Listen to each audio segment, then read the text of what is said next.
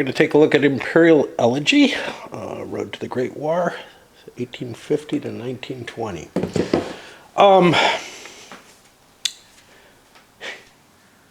This is a game, I've had a couple of other games that I've covered on a similar subject. Notably the old Pax Britannica, kicking around down there, and Europe in Turmoil come to mind. This goes back a little further to 1850. Pax Britannica starts, I think, in 1880, and Europe in Turmoil starts at around 1900. Both of them are, and this one, are showing sort of the origins and events leading up to the Great War. One kind of a World War I kick recently. Just finished up something very, very painful.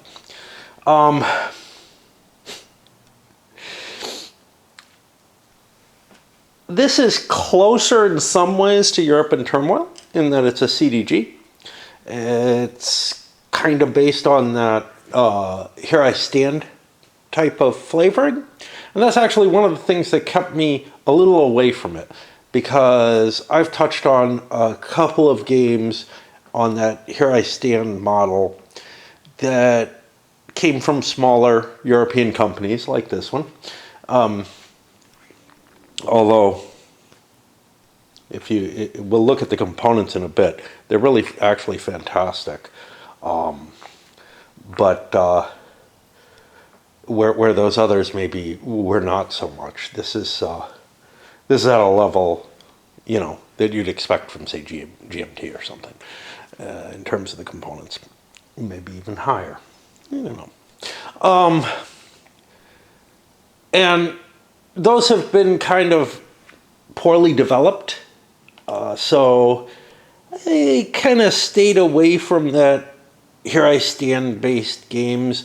Another thing that they tended to be more complex. In fact, even GMT's games since Here I Stand have been more and more complex, modifications on that mechanism. And I don't know, when Here I Stand came out, it was considered a pretty complex CDG. And to me, there's maybe a limit to what you can go with, and it starts to become more and more difficult to understand everything that's kind of going on in the game. If there's too many moving pieces. And this game definitely is in that. Lots of moving pieces, a lot of complexity, significantly hefty rule book running at 60 pages. In addition, like some of those others, there's a fair amount of errata. But unlike them, the company's been doing a good job of supporting the game. They've put out about 8 pages of discovered errata since publication. There appears to be an intention to put a second revised edition out. I am assuming this is just the first edition, because it doesn't have all the fixes, but some of them appear to be in it, which really confused me. Maybe there's an iterative process, and I've got like a rule book that's a little after the first one, but there's no indication of that. There's also consideration of revising the game and making a second edition that will have some changes built into it. Okay, I did copy down all of the errata that I could into the rulebook. Most of it is simply rulebook stuff. There's a little bit that affects some of the components. The worst of all of it is some of the cards need notes on them. I'm not sure how badly they need them. And a couple of the counters needed corrections that are problematic. There's some weird stuff with the counters. It looks like some of the printing on some counters, there are some counters I can't even understand, like a blank counter with the number 3 on it that looks to be maybe part of the naval screw up. But anyway. So, let's take a look at those components, discuss them a little bit before we dive into the rules. Probably going to take a bit of a break. There's a decent amount of color in the sky out that way. I saw a pretty sunrise today. But I don't feel like going out and trying to hunt the sunset. Last time I did it when there was a decent amount of color, I wasn't that impressed. I think you got to catch exactly the right moment. And I'm never sure when that is. The sunrise is so much easier to catch. Okay, so you have a map that largely focuses on Europe as its fundamental. And this differs greatly from Pax Britannica, and is again closer to the Europe in turmoil situation. In Pax Britannica, the Great War ends the game. Europe in turmoil in this, you get to play out the Great War on the map. Well, in Europe in turmoil, you get to score the Great War, is I guess the way we put it. Here you actually significantly fight it out. Anyway, the map covers a point-to-point type representation of Europe itself, and then we get North Africa at about the same scale, but then we have Africa poised over here and Asia over there, and they do all connect. And you have North America, no South America in this.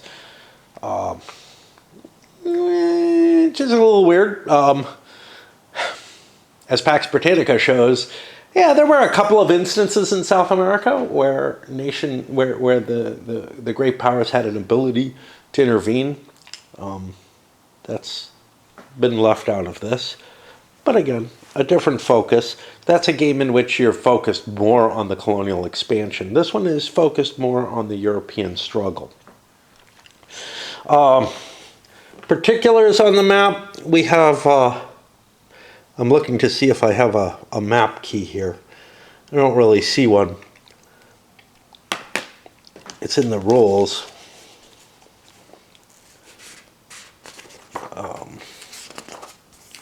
Where they discuss the different types of connections. A solid line is good.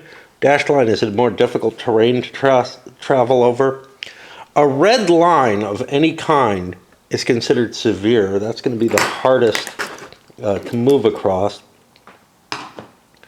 And then the red dashed line is an indication that it goes off of one map and onto another. And, this is sort of the main section map here. We can set some things up, it seems. Okay. Actually, I'm not sure they're there. No, they wouldn't be yet. Okay, that's fine. Obviously, the scales are different, but that doesn't really affect the play of the game at all. You just are going to have, more of these severe lines, or they're going to be what connects you between the territories. The starting point of 1850 is an interesting one because it comes before things like the Austro-Prussian War, before the American Civil War.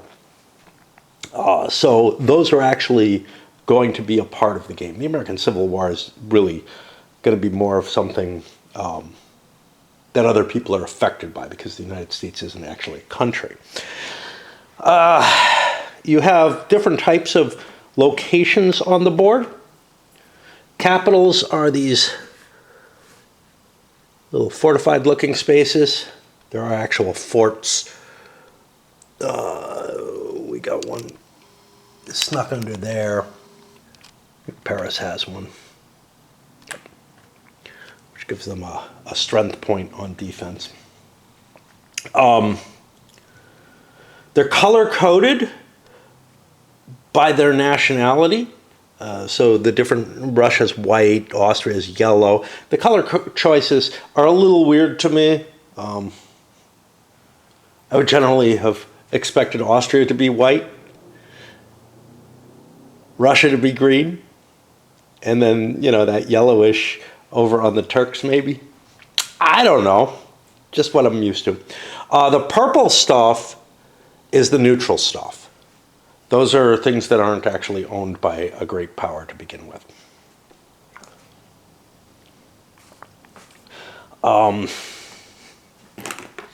With ports indicated on there. We have different shapes, like I was trying to say. We have the capitals. Keys, there are a lot of keys in this game. That'll be something that's familiar to you if you've played any of the Here I Stand based games. You're going to be tracking them over on your player chart. But you don't have a key, you don't have a bunch of squares to put down on keys for control. Control is actually assumed to be the player who started with the territory, and you're probably not going to, if it stays historically accurate, you're not going to see a whole hell of a lot of territories that were player-controlled home areas sort of changing hands. One key thing in this that differs from the Here I Stand model, the Here I Stand model generally works combat in with everything else. This is going to put combat into a specific war phase. Because the wars that happened until the Great War in this period tended to be relatively short. And also tended to be formally declared and whatnot. I would say some of the things that happened in Here I Stand didn't have a lot of formal basis to them.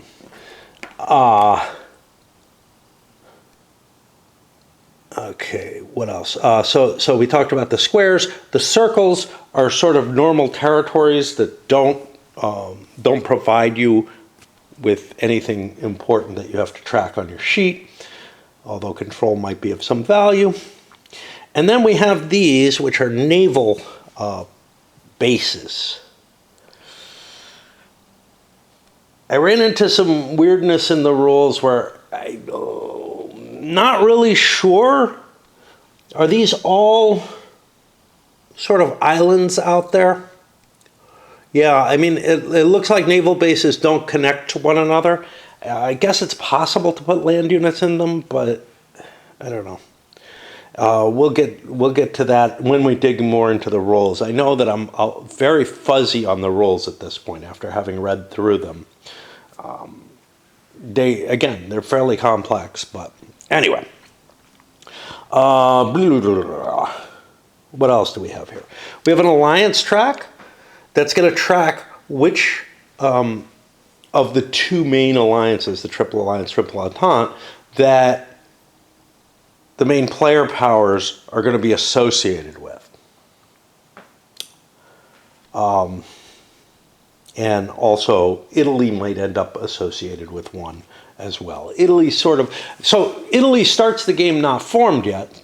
Germany does too, but you can play as Prussia. So it's not a major power in this game in the same way. It's not a player power, but it's sort of like a non-player major power. By the way, there's a whole section on bots if you don't have the full 6-player complement. Of course, I always come with a full 6 players in my head, or more. And I'm going to ignore the bots entirely in this discussion because I'm not really interested in that kind of, you know, I like to have one player per position. Now, the alliance track is kind of interesting because it's focusing on there is going to be a bipolar world, essentially, no matter what, which feels different. Like, that feels maybe necessary for the Great War, but it feels kind of different from the period. The period involved, at least through a lot of it, a lot of shifting around and whatnot. Now, that's possible on here, but in order for play balance, you can never have more than 3 players aligned with either of the sides.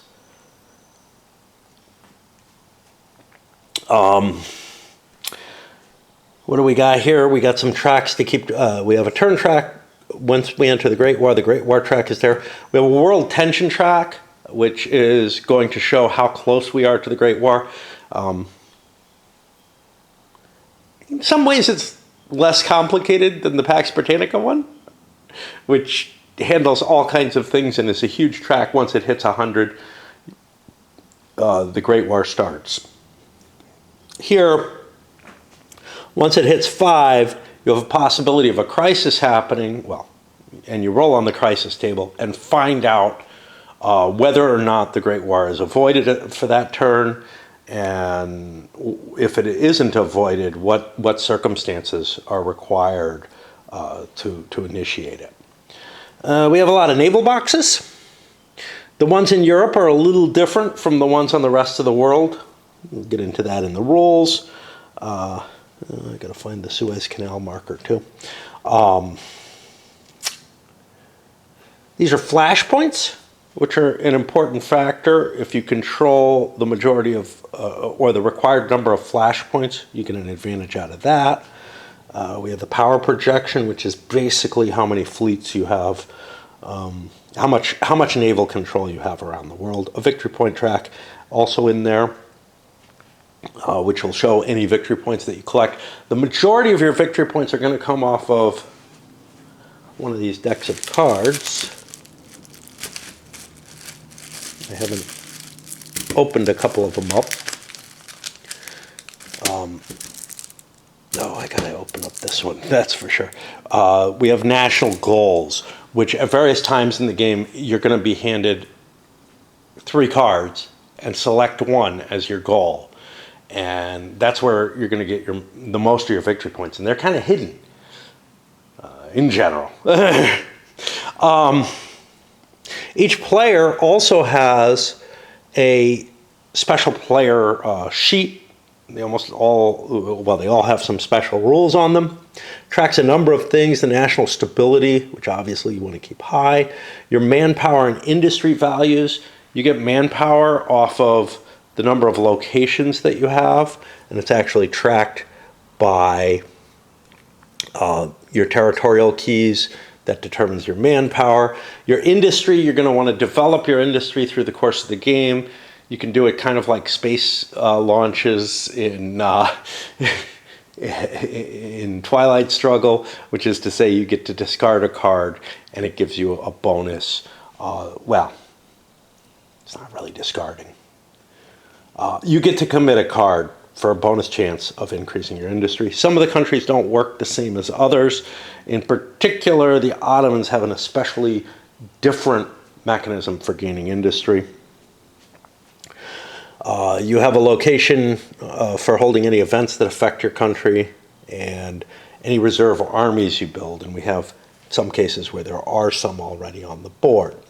You have a list of national special rules that are your characteristics in that location. And in some cases, you might have additional stuff. For example, these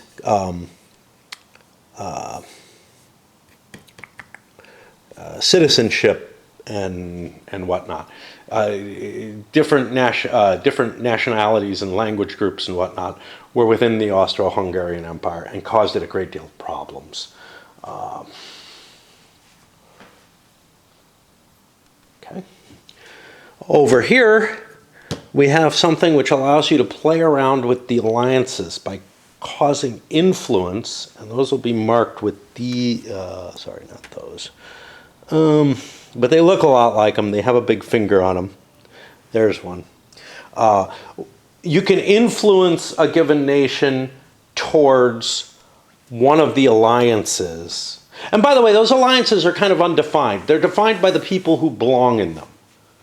So it's kind of like, in some ways, it's kind of like War and Peace that I covered recently, which has sort of a pro-French and anti-French, except there's no baseline. There's no pro-French in here. There's just people who end up opposed to each other, end up on different sides of the alliance chart. But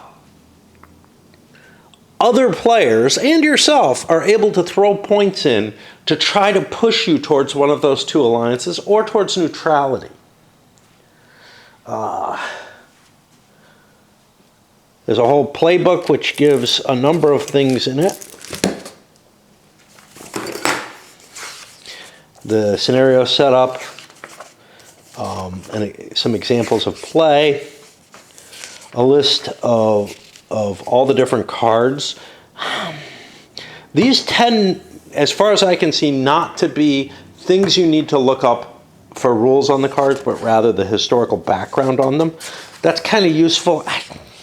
I don't know. I don't know how I feel about stuff like this, because it's like, I'm not going to look at it for the most part if it's just historical background. Like, I've found that in simpler CDGs, you can put a little historical note in on the cards. And strategy and design notes in there, and then all the national goals listed in a little bit more detail. On the back is a crisis table. Again, this is used when you hit the Great War to see what you're going to have there. The cards themselves, I pulled out these action cards. They're going to filter in by year, pretty common standard, with a whole bunch of them being sort of generic. And you reshuffle the deck every turn, so, you know, all used cards go back in. The cards are kind of weird. They have a texture on the front. They're very thin, and they're slick on the back. One thing I noticed was with a decent pile of these, I think it's the thinness. The texture doesn't have anything to grip to or anything because it's front to back. They kind of squirt out and slip around quite a bit. They also feel a little bit more fragile. So if you're someone who can cope with card condoms and likes them, well, you're probably going to use them anyway. But you know, if you're kind of on the fence about them and use them for some games, this is one I would definitely consider using them for. The cards do appear a little shaky. A little player aid to handle some information for the Great War, including an option when there's trench battles, things get a little crowded on the map. It's a way of indicating where that trench battle is actually happening and pull some of the counters off the board. The counters themselves, all right. We have army units. A lot of the counters are army units. We have naval squadrons. We also have dreadnoughts. Dreadnoughts aren't available until after an event takes place to generate them. Let's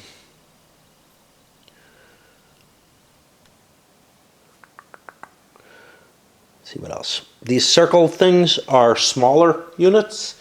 In some cases, they might be an elite corps, which helps a regular army. It gives it an advantage in combat. In some cases, we're looking at the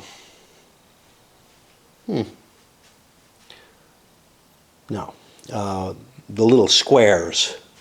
The smaller squares that are expeditionary forces, some of which have special abilities like that one. A bunch of informational stuff. Just like looking because I'm not. I know I'm worried that there are counters that I haven't put on the board that I should have. I know that there are some such. Little markers if you get extra cards or if you owe a card. Wars of independence can happen, and you're going to have to cope with them. There's some weird things that I don't know what the hell they are. This looks like an army that's not aligned to any country in case you need to make a backup counter or something. There's a fair amount of blanks and whatnot as well. CP chaining. Sometimes you want to do something that's kind of big and you want to hold. You don't have cards that are big enough to do it. This is a mechanism we've seen in other CDGs. You can play one, put the CP chain on it, and then you can actually play another one into the CP chain. But then once you play a third operational card a third action card, whatever you want to call them, for command points. That's what the ops points are in this. You have to score the whole chain. Now, Because it's a Here I Stand type game, in general, you can do multiple actions off of a single play. And again, the cards are going to have an event and a command point value to them. We've got different kinds of cards on there. Ooh, hold on, I gotta swap a little bit. Further with the cards, I pulled some out so I can show you more information on them. I kind of got sidetracked away from part of the very early part of the introduction. I ended up getting this as a review copy, mainly because a couple of people asked me, "Hey, are you going to cover this?" Apparently, it was making, some big waves among my viewership or whatever, as an interesting game, and on top of that, something that like they saw, hey, we know you like this kind of thing, the Here I Stand type games, and the particular topic. So it seemed like a fit, and I'm kind of like, I gave the arguments of why I wasn't really, one of the biggest one being, I have too many damned games already. And the idea of, to me, it's about the same to send money for a game that I don't know if I'm going to like, and I don't know this company, or to reach out to them and ask, hey, can I get a review copy? Asking somebody for something is tough for me. Paying money is tough for me. Both for psychological reasons, more than anything else. And I don't know, I think somebody reached out to the company and suggested they contact me. They contacted me. That was, I'm like, if somebody's going to go through the work to try to hook me up with something, that's fine. I was definitely interested in this. I got this and a copy of Knock Pass, which I'm also very interested in because I'm a World War I person in a lot of ways. But anyway, both of them, really, really excellent components. We'll see more as we dig into the rules about what we're looking at. But, okay, for the cards. So, like I said, some of them have a date on them. It's kind of hard to read, but as my eyes get get worse and worse. You got a section that's the event. You got a restriction on playing it, dependent on certain factors. M's are mandatory cards. You have to play the event, but if you do, you still get the command points for it. These, it's the normal option. Do you want the event? Do you want the command points? Up here is a little box on many of them that's for randomizing bot actions. It's part of the reason I think the deck is so big is that you're going to run through cards with the bots to activate them. There's another type here.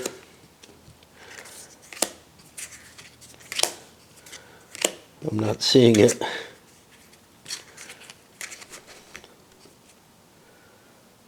Yeah, I'm already in the 1880s.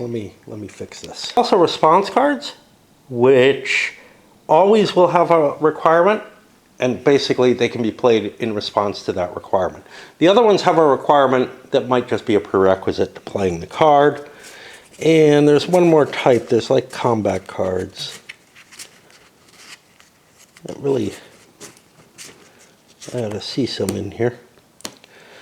There's one, siege guns. It's got a C on it, and it also has a requirement, which probably tells you have to play it during combat, but it might have further restrictions. These cards, they are so slick. Like pulling them out of the bag, they squirted on me. Okay.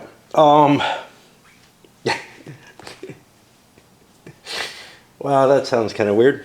You have a bunch of these, one per player, and they are fairly significant player aid cards with all the charts in them, sequence of play, the different actions you can take.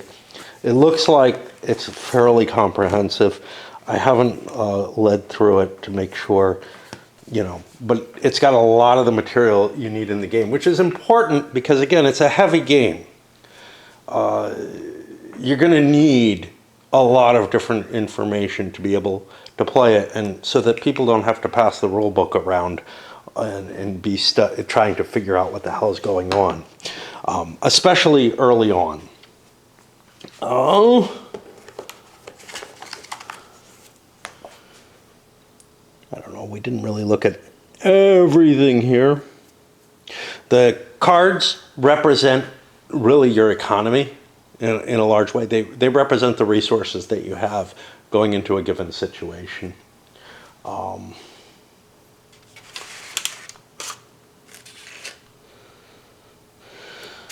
blanks I have. The forts. Forts degrade as over time, which is kind of problematic.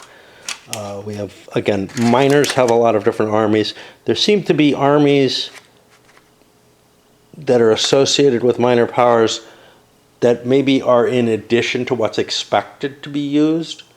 There might be special cases where a miner's army can grow beyond the expected size. I think that's what I saw regarding that. War aims. Whenever you go into a war prior to the Great War, the offensive, the attacking player, the person who started the war, has to declare what the war is about and what they're seeking out of it. And that's going to affect, to some extent, what they can get and whatnot. Speak at these, I'll open them up and take a look at them. Like a lot of the Here I Stand based games, maybe all of them, I'm not sure. You have home cards. You have an option to pick one of those. I think it's 2 per country, although the Brits, I thought, had a third one. I'm not sure. I thought somebody had a third one. You may not get them all at the beginning of the game available to you, but you get a pick of that, and that's an extra card in addition to what you produce out of, I guess, your industry capability and what other options you get. Obviously, improving industry is going to be important because it gives you more cards, lets you do more, but improving industry is not terribly easy. We talked a little bit about national goals. There's quite a few for each country. You get 3 shots of, they've got a G on them. It says a number. Why the fuck do they have numbers on them? I don't remember why they have numbers on them. Oh, that's how many victory points they're worth, right.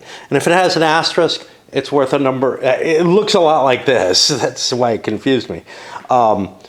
If they have an asterisk on them, it's a variable amount of victory points based on, how you place. So like the European keys, the person who gets the first gets more victory points than the person who gets third. And yeah, you've got a fair set of them per player. And you draw 3, choose 1, discard the rest.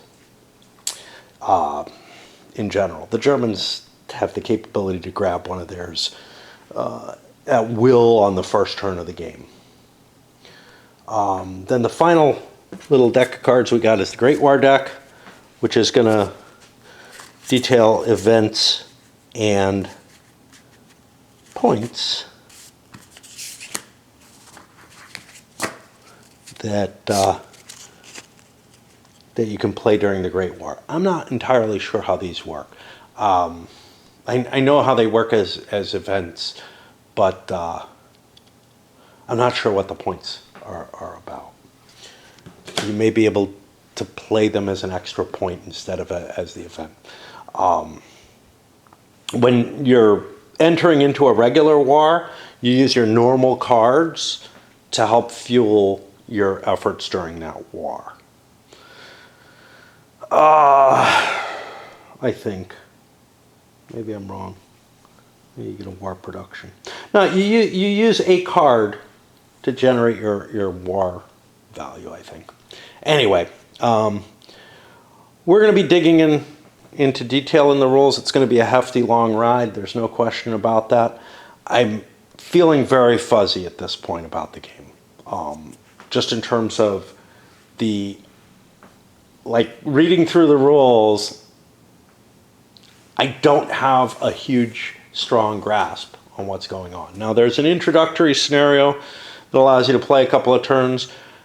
I'm probably going to start trying to play the whole thing, and then, because the introductory scenario doesn't even have like victory conditions really.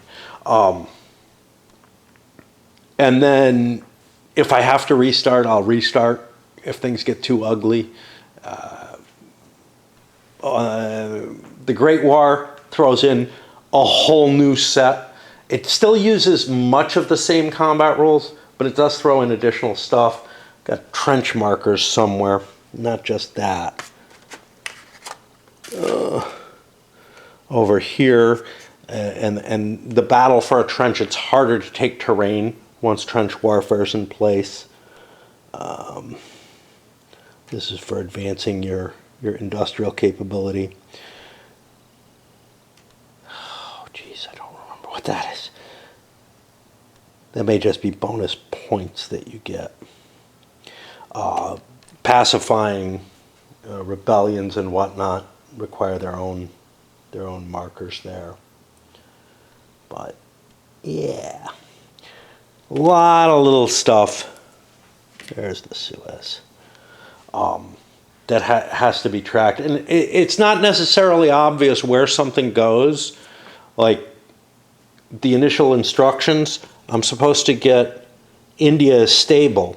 Doesn't tell me where to put the marker, and there's no marker, I think, on the India area. So I'm guessing it goes here. Similarly, things like this, the Trans-Siberian Railroad. There's no marker for it up there that I saw, or no box for it up there. So I'm just putting it here. This one, this is the bonus that I get for that flashpoint. They give you extra cards. In this case, I've currently got enough control of the Balkans, i.e. the most keys in the Balkans out of any player, that I get that advantage, and that advantage is a half a card. There's a general rounding rule in the game. You add everything up, and then you round up. So that half card is worth a full card, but not if I get another half card thing. And I think these things are all half card things, and these things are all full card things. Obviously, you know, somebody like Germany is really wanting to, somebody like Prussia at the beginning of the game is what they honestly are, but they're called Germany everywhere, is really wanting to unify Germany. Got a little weird thoughts about that. 1850, I think it still would have been possible for Austria at least to have things like Bavaria stay out of a unification, and maybe prevent a unification. Maybe even direct, with victory over the Prussians, a control over Germany. I don't know if that goal was completely out of their reach by 1850. It is fairly soon after, but they can certainly achieve something where they can get Bavaria and maybe other German territories under their own control, and thus prevent a unification of Germany.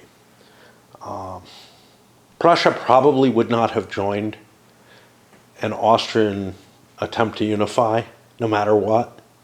But I don't know. If they got everything else, maybe they would have. A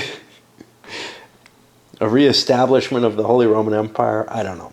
Anyway, we're going to break for a bit, and then start digging into the rules. So here I am again to start the rules on Imperial Elegy. Now, I don't know where I kind of stopped. I know I'm ready to jump into the rules, but in terms of days, I feel like maybe I was up here last on Wednesday, it may have been Thursday. Unfortunately, I got myself into playing another stupid gotcha game. This one very much like Raid in terms of the amount of effort you gotta put into everything. And it's only a beta test, luckily, and I may be sick of it by the time, I don't know, I'm already feeling kind of worn out by it. But the last thing I want to do is spend my summertime playing one of these. Anyway, basic sequence of play here. You prep, you add cards to the deck, and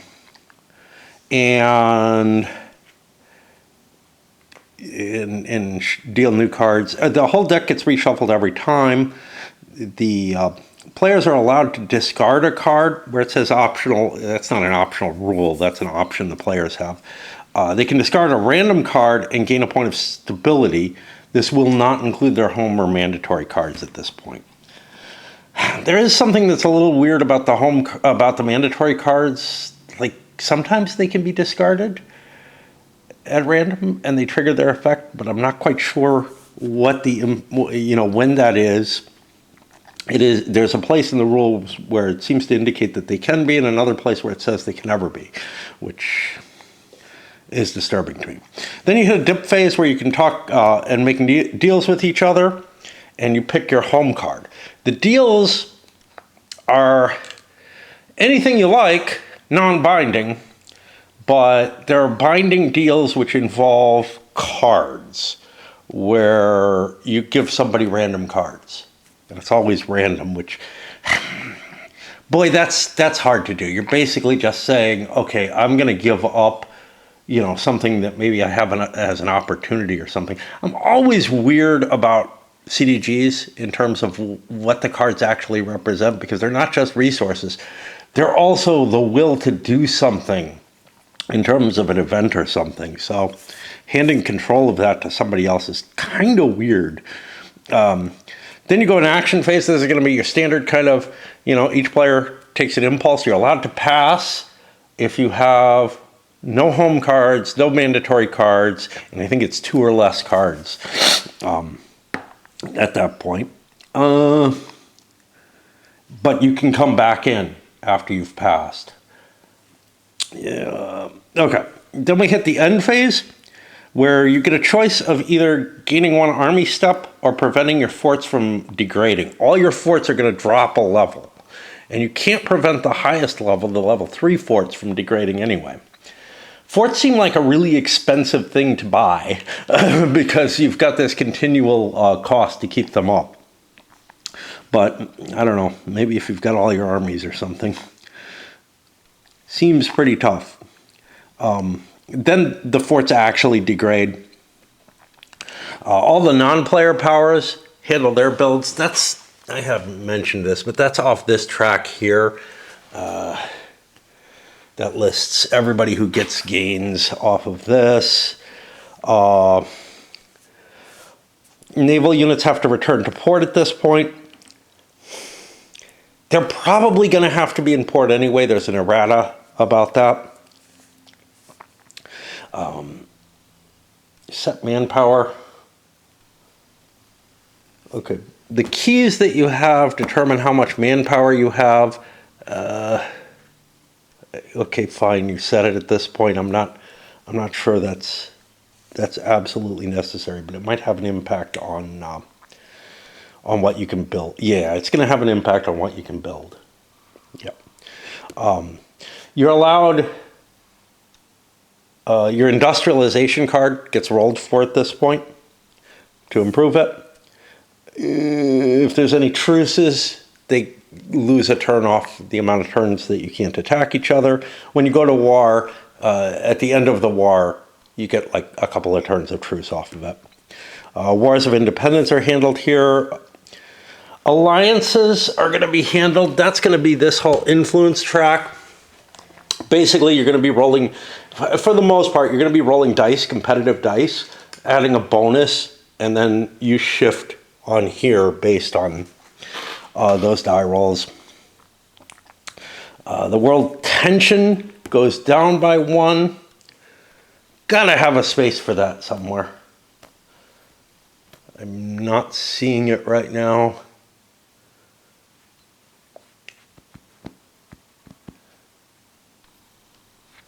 It's only got 5 numbers on it. Oh, it's gotta be here. Yeah. Okay.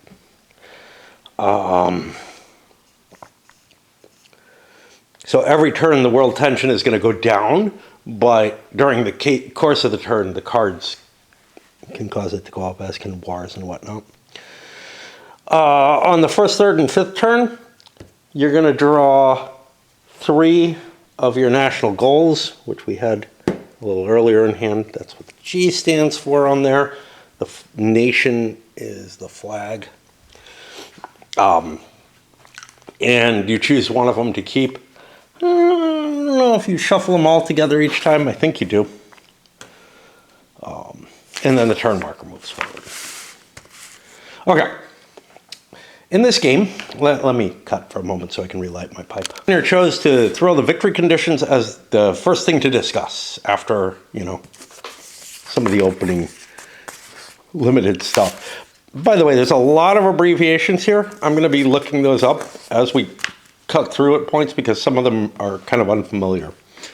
I totally agree with this. It's good to know what the goals are and have them in mind right away. Okay. So the game is going to end at the end of the 7th turn. And that'll be, if there's no war, you score your victory points. That's going to be basically your national goals determine whether you win. Or when a Great War ends, if an alliance wins, if somebody wins the Great War, basically, that can trigger, that's going to be a victory for that alliance, essentially. And the end of Great War turn 5, there is a turn 0 on the Great War track. Where is that? There it is. There is a turn 0, sort of a pre-war turn. But at the end of turn 5, if the Great War ended without anybody winning, somebody who's neutral wins. If there is any such. Otherwise, whoever's kind of doing the best in the war, I guess. And then there's also auto victories, which can end the game immediately. Those involve getting enough keys, and you'll see, like, if he has 15 territorial keys in Europe, he gets an auto victory. Britain does not have that capacity. Germany has one at 15. I think that it's all, maybe, no, looks like Russia needs more. Russia needs 20. Austria needs 15. Hey, Turkey gets by the cheapest with only 14. That's the square spaces and capital. Well, you can't capture capitals, so. With some exceptions, the Russians can take Constantinople back. That's nice because it's their major goal, and a lot of games won't let you take it. Like, I'm thinking here things like Empires in Arms. You can't take Constantinople in it. I'm like, oh, come on. Don't tell me the Russians wouldn't have grabbed it. Like,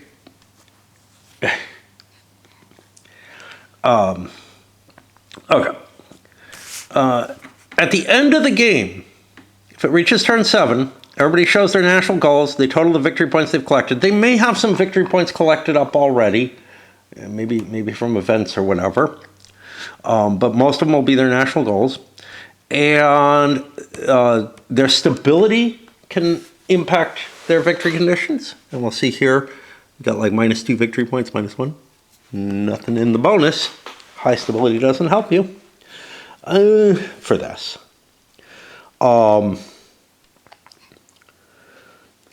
certain national characteristics can impact that. That'll be up here. And certain penalties from events.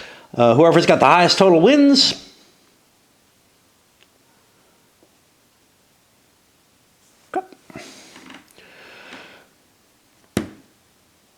Here's some kind of tie-breaking order for this, if I recall correctly.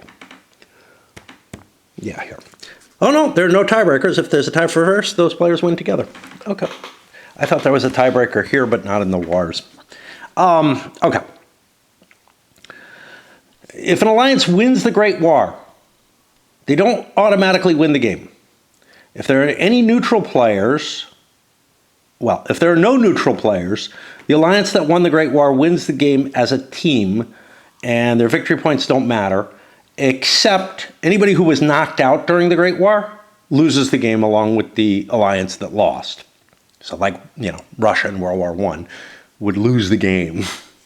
If there's a neutral player at the end of the Great War, the team that wins the Great War scores any bonus victory points. They score bonus victory points equal to 4 minus the number of Great War turns it took. This could be a negative. And then you compare their highest victory point total of a single player in the victorious alliance to the highest victory point total of a single player amongst the neutrals. If the alliance is higher, then the whole alliance wins the game as before. But if a neutral player's victory point total is higher, that player wins the game.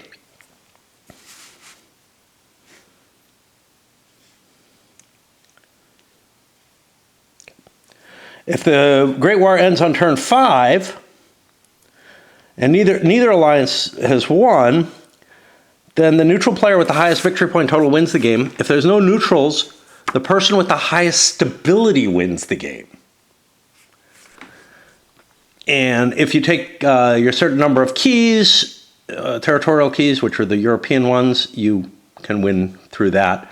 That is apparently very difficult to do. Control is not occupying. So like in military, during various wars, you'll end up occupying keys, but you have to actually get them ceded to you. Okay, we'll talk about the national goals, then I'll break and go see if my game, I've got it playing by itself. I can't pull away from it. Each player has 8 NG cards. These are their objectives.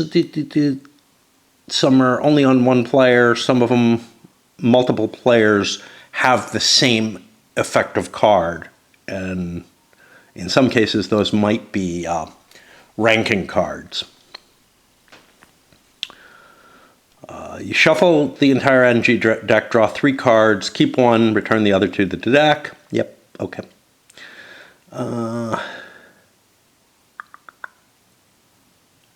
And you'll have 3 at the end of the game to score. Austria has a 9th card, but one of them is not used in the 1870-1880 scenario, or is only used in the 1870 and 1880 scenarios. I'm guessing that it replaces another one, so they'll always have the same amount. You're not allowed to ever show these to someone else. You can talk about them. You can show people other cards, but you cannot show them the NG cards. Players are allowed to inspect their own NG deck at any time. Of course, they can't show the other players their deck, because that would show what their cards are. There's 3 different types of cards: achievements, ranked, achievement NGs. No, there's 2 types. I can't read. Achievement and ranked. Achievement ones, if you complete a certain goal, you get a number of victory points, and those are 3 or 4 victory points always. Like unification of Germany. Ranked are marked with an asterisk. When selecting those, you can earn from 0 to 3 victory points based on the goal described on the card, compared to other players.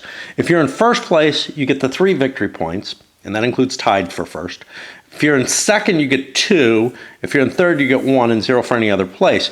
But if multiple people are tied at first place, then there is no second place, okay? And if 3 people are tied for first place, they're the only ones who get the score. So only the top 3 players get anything, And yeah. And we got all kind of chatting here. Talks about that the system's designed so players who are doing well on their national goals will try to avoid a great war. And this is the thing, you know, the countries who are being stymied politically, your Germany especially, but maybe to some extent Austria, Germany especially though, felt like they were not getting their due given their industrial power and everything in terms of colonialization and everything like that. And yeah, so they were ready for a war. Honestly, I don't think it really fits the German decision making there. In a lot of ways, I would say that the German reason for war was not so much that they were being stymied, which the game would kind of have, as they knew France was going to come into a war again, and that this was their best chance before Russia built up too heavily. And that's not really represented nicely in the game. I don't know of a game that does that properly. That, you know, it would have to extend longer, you know, because 1914 isn't the last chance. Yeah, this game goes to 1920. So, you know, I really don't think it captures that flavor. And the truth of the matter was, Germany was really afraid that the current alliance system would remain as it was, and that Russia would push them, you know, would push for a war once they were industrialized and whatnot. Anyway, we're going to stop there. I think my thing is still playing, but I'm almost out of battery, and we'll come back. I'm hoping to tear myself away from the stupid video game more. So now some specifics on the maps. I'm looking to see really just definitional type stuff here. We've talked about the different kinds of spaces. So colonial keys are defined as those that don't have a contiguous land connection going back to a player's capital. That doesn't have to be of controlled stuff.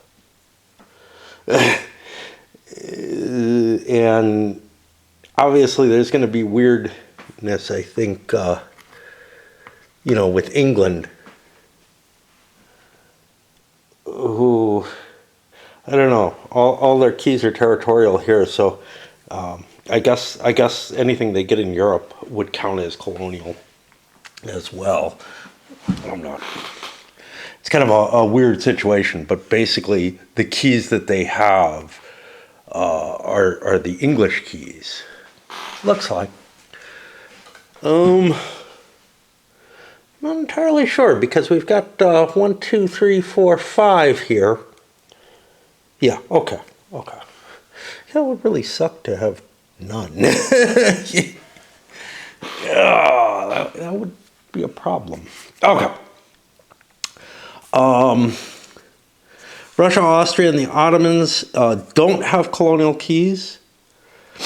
They get to count them as territorial keys, but there's a specific exception for the Ottomans. They have the Arab keys, and there's one Arab area that they don't have to begin with. Looks like that's going to be Egypt. These are not keys. Okay. Okay, so some of the spaces are capitals. They have some they're counted as keys, but they have some extra mechanisms. Austria, Russia, and the Ottomans have a sub-capital, which matters during the Great War, and otherwise will not. With the exception that the Ottomans can have Ankara, which is their sub-capital with the stripe going through it, turn into their capital if they lose Istanbul. Territories are the circles. We get the land connections. We talked about them. We got the Trans-Siberian Railroad, which has to be built. to be fully effective there.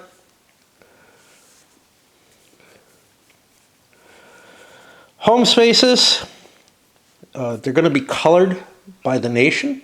So like the Ottomans, the green is their home spaces. Those are assumed to be owned by that country unless there's a control marker from someone else. Okay.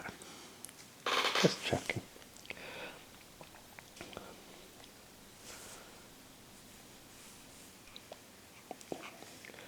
Non-player spaces are homes for whoever has the flag in them. Some spaces all have a flag in them, but are home spaces. They can become other countries. They basically have a nationality in them that's able to break free. Colonial home spaces are home spaces, but not territorial keys. Things like Canada. Just really being defined. Okay, a couple of special cases here. When the Germans get control of a space marked for German unification, which is this little flag here. Obviously, that's already a Prussian space, but if we look at like Saxony, it has one. By the way, the bar across a unit indicates it's a half strength. I don't think I went over that. They can become permanent German home spaces if they get incorporated into a unified Germany.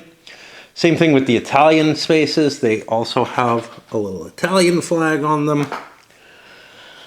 Some home spaces have a minor nationality. If those gain independence, they become a dual home space. It remains a home space for the player it once belonged to, who can get it back maybe a little more easily, basing the kinds of wars they can declare. Lombardy and Alsace-Lorraine can become dual home spaces, but they don't start the campaign game as such. Let's take a look at these. Lombardy here starts as an Austrian home space. It can become an Italian one. And Alsace-Lorraine, I'm assuming, can be German unified. Yep. And again, that gives you... The term Casus isn't used here, but essentially there are different kinds of wars you can declare. And if somebody's holding one of your home spaces, you can try to liberate it, essentially. We got something here. At the start, there are no dual home spaces. It's actually a lie. Egypt is a dual home space. That was in the errata. I was able to pencil these in fairly well. I don't know how well they'll erase. It is a glossy rule book, but some of them take pencil better than others. Many have flags in the center. These are nationalities living in the space. If the large flag is in a non-player controlled space, it denotes the nationality that lives in the space. And they give an example of Mexico here, which is fine, because I don't think it has much effect on play. Although Mexico should become problematic. I'm really thinking, I'm really thinking in Pax Britannica terms here, in terms of like, yeah, you could set up a protectorate in Mexico under certain conditions in that game. I don't know if there's any such. There's no U.S. player, so it's less likely anybody would want to. If the flag is in a player's home space, there's a minority nationality living there, which could gain independence, which can either be through a war of independence, which is the minor itself uprising, or through a liberation war, which is another player forcing you to break your territory up. There's cards that will affect certain specific spaces. The Austrians can negate some of those minor nationalities by giving them full citizenship, which is a big deal for them. We got all these little flags here. all those are nationalities that the Austrians can grant either civil rights to or full citizenship, which is an attempt to reform this multinational behemoth, an anachronism of the Holy Roman Empire, I guess, but it really isn't. But you eventually get Austria-Hungary, the dual monarchy, but you also get rights being granted to other nationalities. Oh, where am I lost here? Italy and Germany, they have the unification symbols. We've talked about them already. Those can be targeted in wars of unification, and they become part of they are part of the Germany and Italy flashpoints. We haven't really talked about flashpoints, I think. If you have the majority of those, yeah, we kind of have. You get the bonus that comes from them. And somebody has one already. The Balkans is over there. And I remember we talked about this. Ports connect land spaces to the naval boxes. These are the naval boxes. Most of the coastal areas are ports. Port anchors come in different colors to indicate which naval box they're connected to. They might be connected to multiple, though. Gibraltar is obviously an example there, and it'll have 2 ports on it. Sorry, Gibraltar up here, Morocco also, which means it's a port connected to different naval boxes. There are also naval bases, which are these. Now, we looked at all of these, and they're basically islands. These are ports and can only be entered by naval units and expeditionary forces. Armies can't enter them. The actual naval boxes are a sea area. They're connected to each other. Trying to see how that's represented. It's represented by these. And I don't know what that is there. Movement point cost. Okay, fair enough. It's kind of hard to read.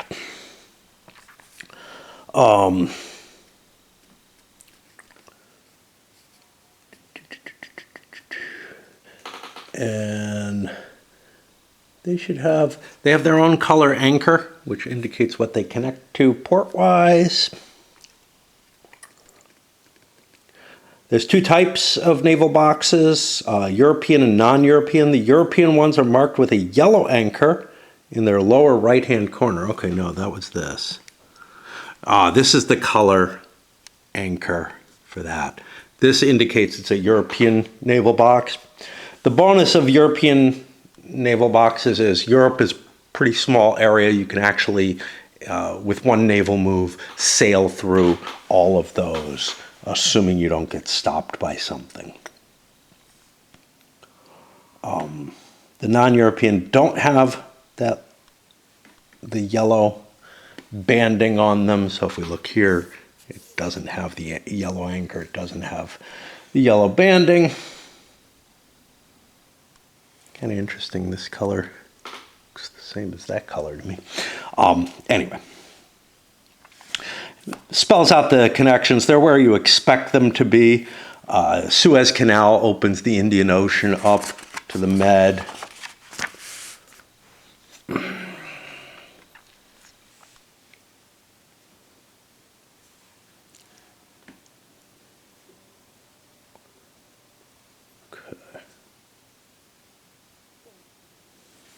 Okay. A lot of words here for... Yeah, so the Indian Ocean has a little box here just to indicate that connection more clearly, I guess. And a little box here. It's just like kind of mirroring stuff. Okay, flashpoints. These are areas of contention. Each flashpoint has a gray dot next to it. Like that. I feel like those could be color-coded, just to indicate the different flashpoints. Additionally, they're enclosed in a shaded area marked FP around their perimeter. So this, here's the Central European one, etc. There are some exceptions, though. Germany and Italy operate based on the unification symbols. And that's important because there's actually overlap, like Silesia is in Central Europe. The Suez Canal, after the canal is built, Egypt itself becomes its own flashpoint, in addition to being part of the Arab flashpoint, which I think is, no, sorry, in addition to being part of the Africa flashpoint. And these are going to take some getting used to. Because, for example, well, these aren't keys. That may be the important factor there. Okay. Players don't control flashpoints, they dominate them by having control of a specified number of spaces. The number of spaces is indicated on the flashpoint track. So here it'll say 4 keys, here it says 3 keys. I think it's generally the majority. It's also on the player aid. When you dominate a flashpoint, you take the marker and put it in your events. It gives you the cards, as I indicated, and you get it immediately as soon as you succeed in dominating. Whew. How am I doing? Power projection. This is a flashpoint. Okay, I've got these marked over here as to how many points you have there. It's a special flashpoint. Up to 2 players can dominate power projection. The 2 players with the highest power projection are considered to be dominating it. If 2 or more players are tied for second place, neither of them dominates it. If 2 are tied for first, there is no second. You get a bonus to your industrialization die roll. You don't get card bonuses, but the mandatory event Influence of Sea Power enables players dominating the flashpoint to get a +1 card marker if it comes up and is played. The UK only gains a +1 card marker for dominating power projection if they have the highest power projection of all players and it's at least double the next player. That was sort of one of their requirements. You gain this by controlling ports connected to individual naval boxes. And you can gain a maximum of 2 power projection per naval box.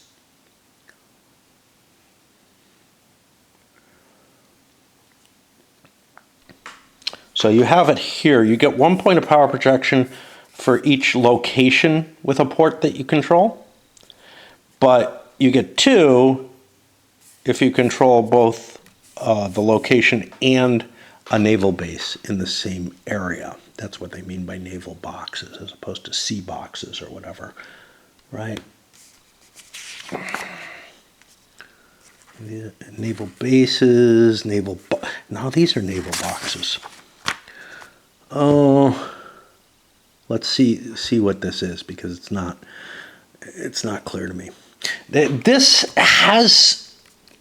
was corrected in the errata, but it looked exactly the same. So again, this is one of the things that I'm assuming that this edition is slightly newer than the one that they were correcting. I don't know. Players gain them by controlling ports connected to individual naval boxes, and you gain a maximum of 2 per naval box. If you control a port and a space adjacent to the naval box, a port space adjacent, you get 1 point. If you control a port space and a naval base adjacent to the naval box, you get 2. But you don't get multiple pairings. You can only get the 1 or 2 points from any given naval box. It's just being able to push your navy out there. You can only gain power projection from a maximum of 3 European waters naval boxes. it cannot be greater than the number of naval units you control multiplied by 2. This includes naval units belonging to Allied naval powers. For all flashpoints other than power projection, if 2 players are tied, no one gets the bonus. But if you're tied for first place in the power projection, you do. If Italy unifies, the Italian flashpoint ceases to exist for all purposes. Remove it from the game. This is significant. This is signified by the Italian unification marker being on its check side. And that's over there with an X. All right. We're running low on battery, so I'm going to stop here at the special spaces. Again, I always go through the rules in this sort of fine-tooth comb type method. I know that we're going to hit some places where they get a little fuzzy.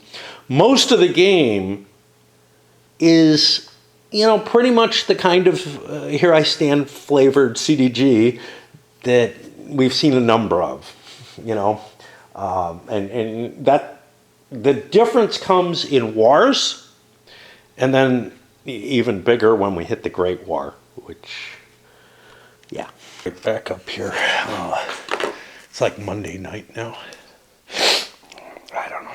Just having a hard time doing anything other than sleeping and playing my video game and whatever. The Dardanelles. Okay. If you own Istanbul, you control them. You have to pass through in order to go from the Black to the Mediterranean, back and forth. If there's a fort, and you must have permission to do so. If there's a fort in Istanbul, it's also in the Dardanelles space, so long as both spaces are Ottoman controlled.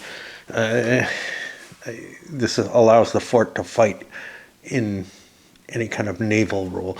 And we've got a little special space for the Dardanelles here. It's a weird semi-ocean space. And an army attempting an amphibious landing must land first in the Dardanelles before moving on to Istanbul. And this gives us the Gallipoli type situation where you can't just, sail straight to Constantinople. While Denmark's at war, the player who controls Denmark can prevent people from moving between the North Atlantic and the Baltic. This is different, right? The Dardanelles are closed, even at peace. The the Skagerrak or whatever, is open in general, following normal rules of naval of free usage of the seas. Egypt and the Suez. The Suez is only built by an event card. Egypt then becomes a port in the Indian Ocean.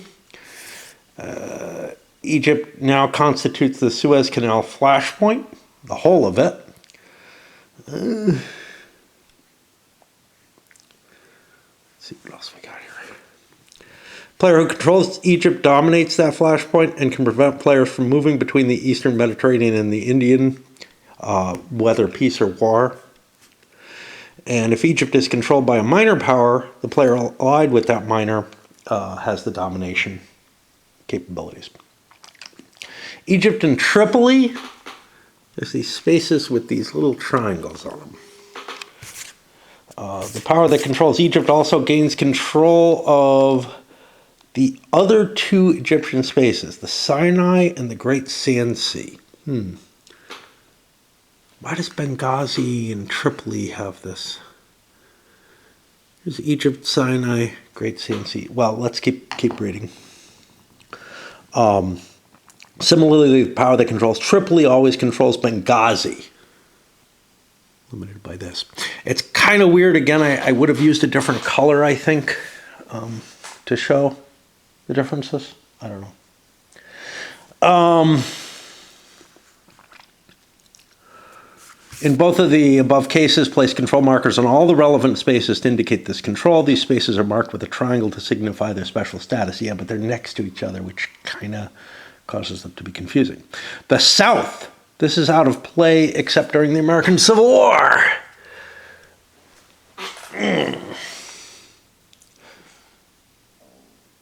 There is no US. There's Canada, the South, and Mexico. Okay. And if the US enters the Great War. Japan comes into play. Find them there. I'm going to be over there. They come into play with the Meiji Restoration card. Once they're in the game, they can attempt to take control of Korea and Manchuria. If a player controls one of those spaces, Japan will fight them for it.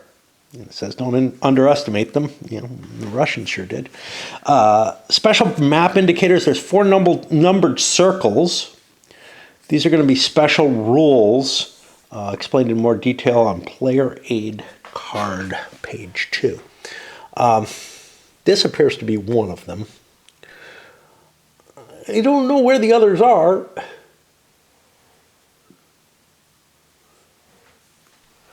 Let's take a brief peek at the Player Aid. I don't know how we number the pages. Page 1 down there. Okay. So we expect... Nope, that's page 4. Okay. Page 2 is on the other side. So where are these? Is that these? These 4? Is that what they're talking about? These include special map rules for nearby spaces. Okay, so if these are these, yeah, okay, so one is the indicator that Italy is unified. There should be a Germany unified too, right? No, maybe not. Berlin Conference is number 2. Now it's pointing to here. It's way over here. Okay. Okay. Number 3.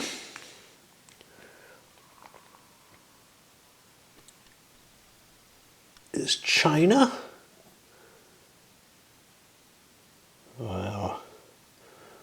I have not looked these before because I just read the rules. I got a 4 over here. I got a 3 over here. Those don't appear to have boxes in them. Qin China. Players cannot place diplomacy or ally markers in China. If China is attacked or a war of conquest, play the Qing army at full strength in the targeted key. That player that aids the Qing in a war gains a +1 card marker regardless of the war's outcome. And then the final one is out in Russia somewhere. Units supporting to or from a Russian home space have their force points halved. That's going to affect wars. That's an indication of the huge size of the Russian territories, more than anything else. So I'm guessing that's what it is. Yeah, it's just a reminder that there's rules regarding that area. Now, the Berlin Conference is weird because it's over here, but it actually makes sense. You would think, oh, it should be near Berlin. No, it has to do with dividing up Africa. So it actually makes perfect sense being there.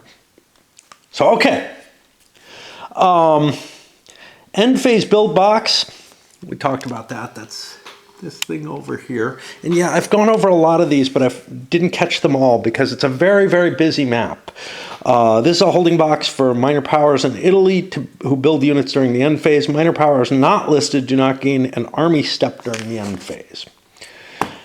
Event boxes. There are event boxes around the map. Most of these are associated with specific, like Italy Unified. And that one happens to be attached to a number as well. Each event box comes with an associated counter to track it.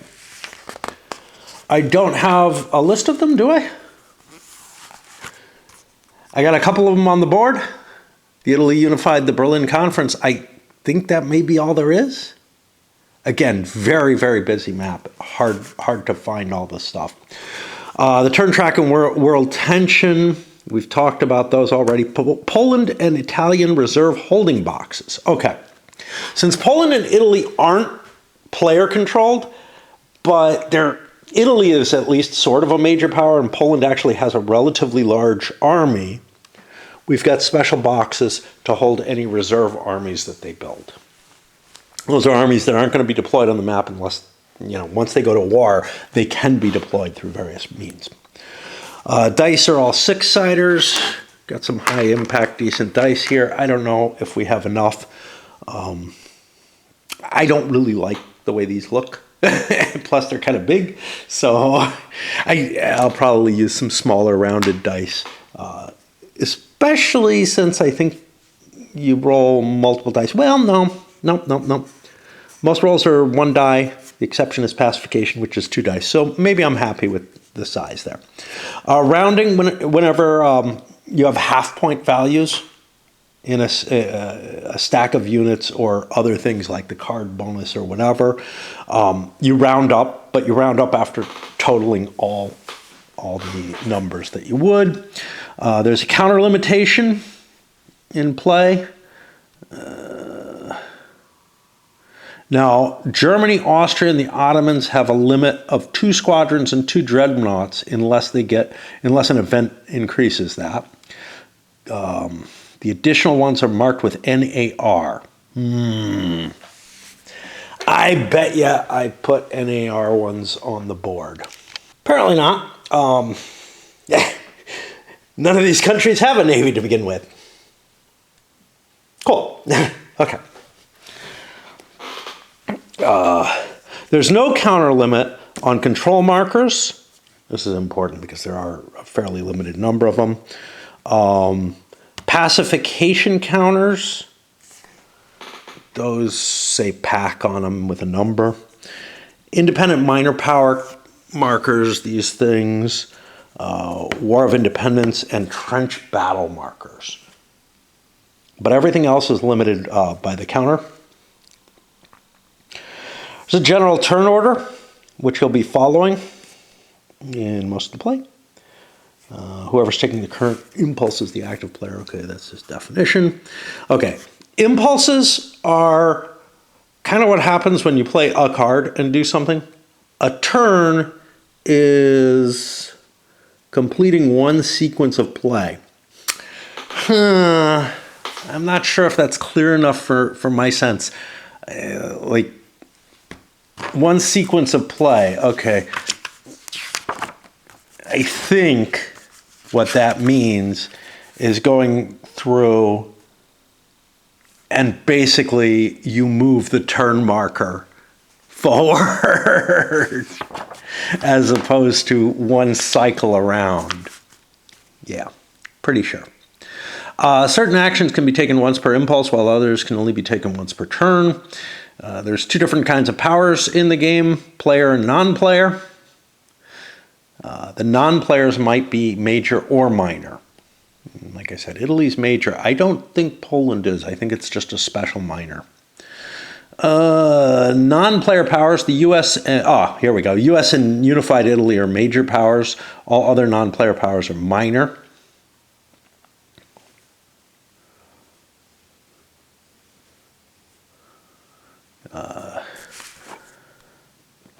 We don't really refer to the player-controlled major powers as major powers. If they say major powers, they probably mean the non-player stuff. Control is colored on the map. That's within the actual little spaces where you stack your units.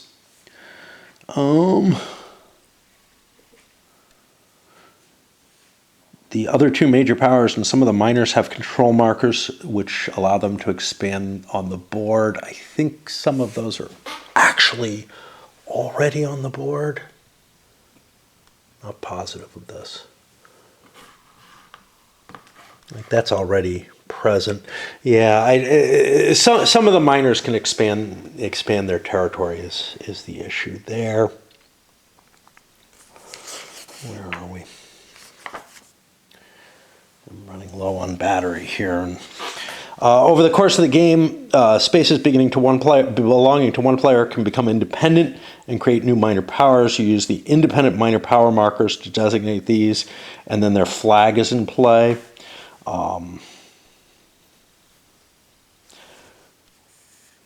In some cases, you'll have to use the flag of the specific country because there's multiple nationalities that might be there. So you have to use the flag of that nationality, and that'll be a special case for those. The Egyptian spaces only contain Arab flags to signify that they're Arab spaces for the Ottoman player. If an independent minor power is in Egypt, it does still control those spaces, and we actually have independent minor markers on all of them. We might not need them all. I don't know. Uncontrolled spaces are purple ones without a flag on them. Those begin the game not controlled by any power. That's a weird way to put it, isn't it? No. No, because it's stuff like this. China is not a power, though, even though there's all kind of flags there. I don't know what's up with that. I mean, I don't know. Like, they can't ally. And these are purple.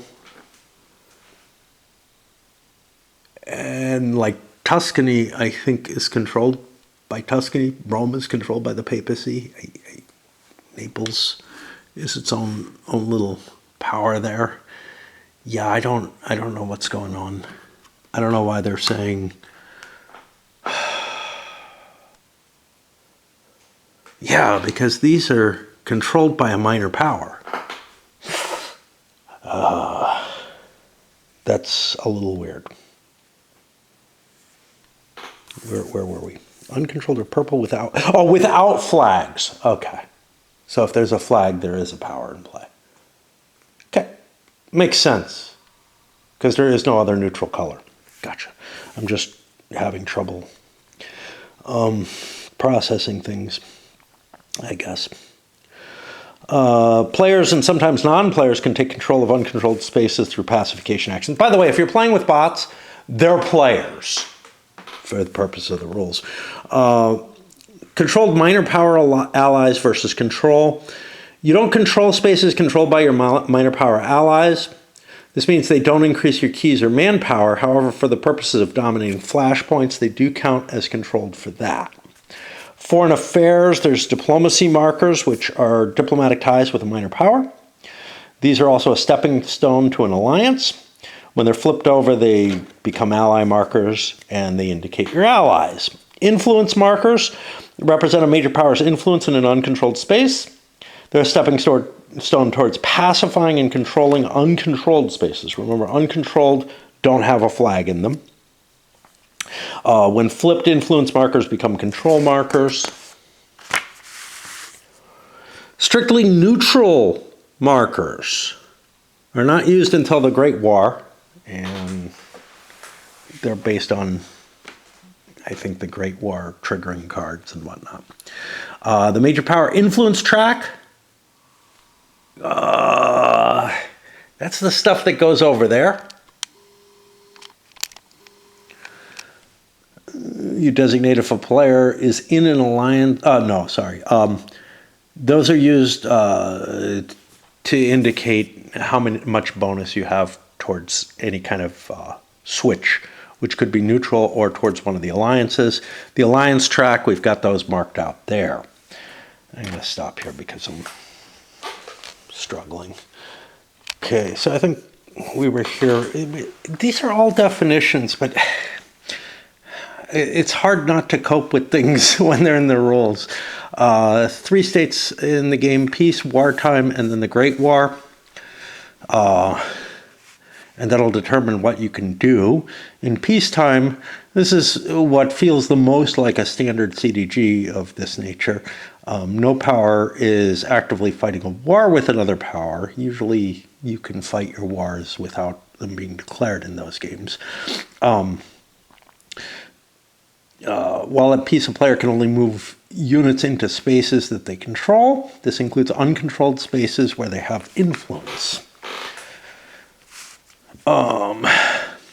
But players can attack the rebels and conduct pacification attempts. Got some notes here. I can't really read them. Control plus pacification, control plus rebel army. I don't know. This is stuff I got out of the errata, and there's not a lot of room to write stuff in the rules as you go, and I still haven't hooked up my printer, but I certainly wouldn't print out a 50-page book, 60-page book. Wartime is when a player is fighting against another power, including minors. Over the course of the turn, powers can declare war on other powers. And in wartime, the play shifts to a special sequence of play wherein only the players in that war conduct actions. They can move units into friendly and enemy spaces, including uncontrolled spaces containing friendly and enemy influence. When the war is over, we go back to the standard sequence. In the Great War, at some point or another, the world tension track bubbles up to 5. And then there's a roll to see whether or not a Great War happens. If it doesn't happen, I think it resets to 4. If it does happen, it's like a war, but it's going to be the end of the game, and it has its own special rules. Basically, you throw out your cards that you're normally using and go to the Great War cards, and you have actual points based on the Great War situation as well, instead of dealing with the regular hand of cards. In wartime and during the Great War, spaces and units belonging to other powers are defined as either friendly, enemy, or neutral. Friendly are those that are controlled or occupied by a power or its allies. Enemy are those that are controlled or occupied by a power they're at war with. Now, this is kind of weird. It's not specific enough.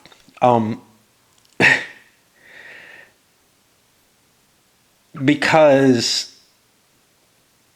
it says controlled or occupied. A space can thus be both friendly and enemy, and that's not going to work. Occupied takes precedence over control. Okay. Because control is the political control during the main game. Neutral spaces are those that are controlled or occupied by powers not participating in the war. During wartime, there are also friendly, enemy, and neutral units. Friendly is those controlled by your power or its allies. Enemy is those that you're at war with or its allies. And neutrals are those that aren't participating in the war. Naval boxes can't be controlled by a power. You can always move into any naval box in peacetime, with some restrictions like the Dardanelles, wartime and during the Great War. However, moving into a naval box containing enemy units can cause a naval battle. Okay. We have a bunch of different units in the game that we have to talk about. Standing armies, those are on the board already. We've got one there, for example. They have 2 statuses, full strength and reduced. The reduced having a bar across it. The full strength has 2 firepower, reduced has 1. And the firepower is going to be a positive modifier in battles. Armies can provide supporting firepower. Reserve armies, I think we've got a Russian reserve. We've got a reserve somewhere. Don't we? Yeah, there we go. Prussia has a reserve army, for example. These are represented by large square counters, just like the regular armies, but they have an R on them. They function just like standing armies, except they're in their respective player's reserve holding box during peace. They can only be deployed during war, and they return to their reserve army holding box during demobilization. The Ottomans in UK have different types of armies.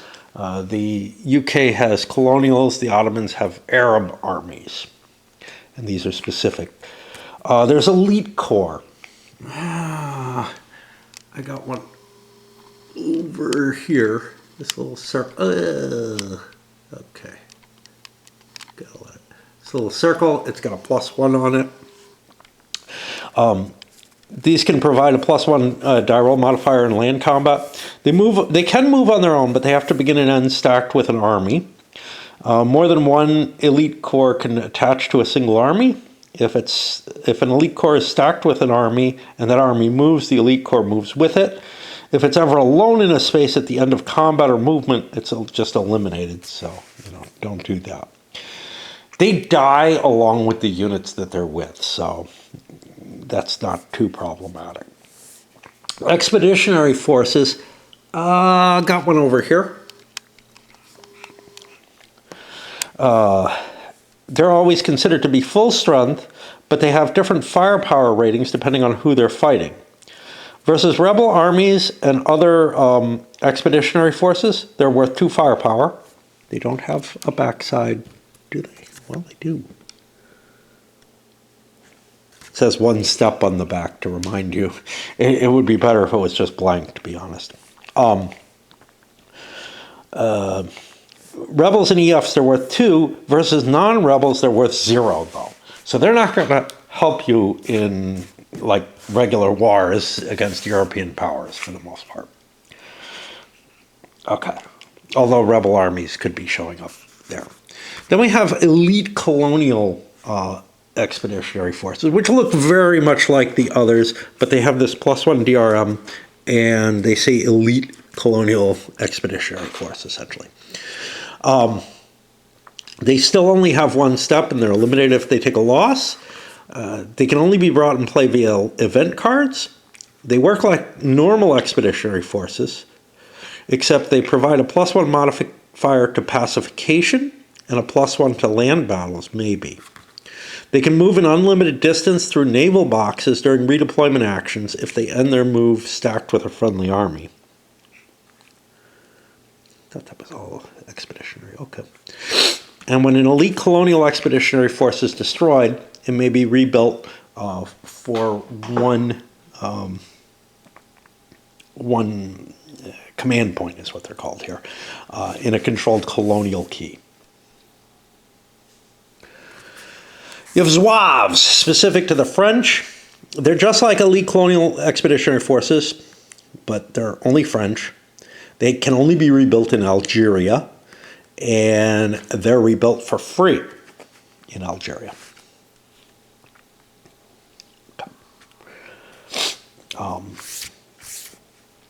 Naval units, okay. You have squadrons, which is all we have on the board right now because the dreadnought hasn't been invented. They have full and reduced strength side, again with a bar across it. 2 firepower points, full strength, 1 reduced, just like the armies. You have dreadnoughts, which have different strength value or different firepower values. Their full strength is 3, their reduced strength is 2, and they're going to have a massive effect. Like, they basically invalidate squadrons, damn near. They reduce the value of squadrons. Steps and step losses. Army squadrons and dreadnoughts have 2 steps. If they take a step loss, they flip over. Expeditionary Corps don't have steps and cannot take losses. When you take a loss, if you eliminate an army, you must also eliminate, Elite Corps. Yeah, they both start with an E. If you eliminate an army, you have to also eliminate an EC in that same stack. Machine guns and hydraulic recoil add a permanent addendum to this. After one of those events is in effect, ECs are automatically eliminated if their combat bonus is used against a non-rebel army. Now, Elite Corps, we don't have a rebuild cost here. They may be rebuildable, I'm not sure. Expeditionary forces. And by the way, the BEF, despite its name, and I think the Mediterranean Expeditionary Force, both from the Great War, are not expeditionary forces in this game. These have only 1 step. If they suffer a step loss, they're eliminated.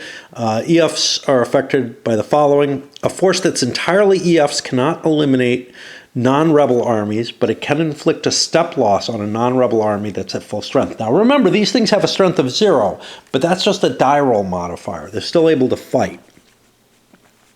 A force comprised of expeditionaries and armies cannot take losses on the EF, but when a force comprised of the mix takes a step loss on an army, they also have to eliminate an expeditionary force.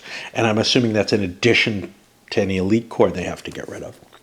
However, there's an exception. Elite colonial expeditionaries and the Zouaves are not subject to this additional step loss. Instead, in such cases, they're treated as ECs for the purpose of elimination.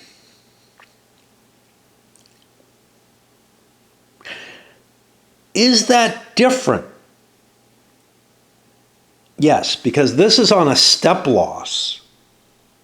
The EC has to have the army destroyed in order to hurt it. But I don't know how, I guess they're treated entirely as ECs, which means that, an expeditionary force could take a loss and force a step loss on and force a loss as well on an elite expeditionary force, the same way as it could on an elite corps. Rebels are forces that are actively rebelling against a faction that controls their space. I don't think we start with any. Egypt right now is actually a nation. I may be mistaken. There may be something in the setup that says differently. Something weird is going on over here. What's this? A FAP force. That's a Rush. There's the pacification counter. I'm looking where there are stacks of things, because stacks of things are an indication that there might be some sort of rebellion being quelled, but I don't think there is one underway right now. It's been a little while since I set up. Most rebel armies are placed under a War of Independence marker. However, there are some events that place rebel armies without one. And now here we have R0. I don't know what that is. No longer can be controlled. Yeah. Okay. Once there's a rebel army in the place, you no longer can control the space. Stacking is how many units you can have in a space. Army stacking is 3 armies on the main map and 2 on any other land spaces, except the Ottoman home spaces, including those in Europe, can hold 2 armies. ECs never count against this limit. Now, this is a little weird because, oh no, these are all Ottoman home spaces. Okay, Algeria or Morocco is special. In terms of kind of African stuff, you can actually put 3 armies in Morocco, but all the others are Ottoman home spaces. Wait, what's going on here? No, Algeria is special as well because it's blue. Okay, but not Tunisia. Right. EC, EF, and forts. There's no limits to the number of ECs and EFs in a space, but there can only be 1 fort in a space. Of course, it could be different levels. Overstacking. If you're in excess of stacking limit, this can be violated during movement, but you can't end your movement overstacked. It's possible the units can be overstacked by retreating. However, stacks in an stacked space suffer a step loss at the beginning of their owning player's impulse. So I don't think they're allowed to defend heavier either, but they could take more losses in between. If multiple players have units that are overstacked, the space will suffer a step loss at the beginning of each player's impulse, so long as units in that space exceed the space's stacking limit. I.e., if you have a multi-power stacking problem. Because allies don't all move together in wars, which is kind of funky. Additionally, if an overstacked space is attacked, the number of units that can contribute FPs is limited to the space's stacking limit. The stack takes 1 step loss total. Not every unit in the stack suffers a step loss. So actually, you could be overstacked, you take a hit, and you're still overstacked, and you can move out after that using your impulse, I guess. You probably want to. Naval stacking, there's no stacking limit in naval boxes. The ocean's big, but ports can hold a maximum of 4 naval units, and you can only attack a port space with a maximum of 4 naval units. We're running out of battery again. Lines of communication. It's the ability of a formation to draw supply and be in communication with their command. This is required to place influence markers in uncontrolled spaces and for armies to fight effectively. The requirement to be able to trace a line of communications is always in effect. However, only armies need to check for them. Naval units, ECs, EFs, and elite colonial EFs do not need to check. In general, you will only have to do this during wartime, but there's a broken in peacetime rule in specific. A line of communication is established by tracing an uninterrupted chain of land connections and or naval boxes back to a supply source. This trace can only pass through a power's controlled spaces during peacetime and through friendly spaces during wartime. Remember that naval boxes are never controlled. They can always be traced through. That feels like almost a contradiction the way it's worded, provided they don't contain enemy units in wartime. LOCs cannot be traced through neutral spaces. A supply source is a home key controlled by that player that can trace a line of communication to at least one other of their home keys they still control. So if you're down to one key, you're fucked. Non-player supply sources are any home keys controlled by the associated non-player power. Their supply sources are not required to trace to a second key. Non-player powers also trace to a supply source of an allied player, which would have to perhaps do that double. But once Italy's unified, Italian units use the same LOC rules as player powers. A supply source is any Italian-controlled home key with a line to another Italian-controlled home key. If at any point an army can't trace a supply source, it has a broken line. In wartime and during the Great War, armies with a broken LOC take 3 penalties. The stack takes a step loss at the start of the player's impulse. Again, that's the stack. They have a -1 land battle modifier, and they cannot provide any support. If multiple players have units in the stack, at the beginning of each player's impulse, their units in that stack will lose a step. And they share supply, so yeah. If a unit has a broken line of communication in peacetime, though, it displaces to a friendly space with a line of communication. Some rules require units to be displaced. This usually occurs at the end of a war or from an event, although that. Displaced land units are moved to the closest friendly controlled space with a line of communication. There's no restrictions around this. They're just picked up and moved, teleported. Naval units do not displace to an adjacent naval units displace to an adjacent naval box.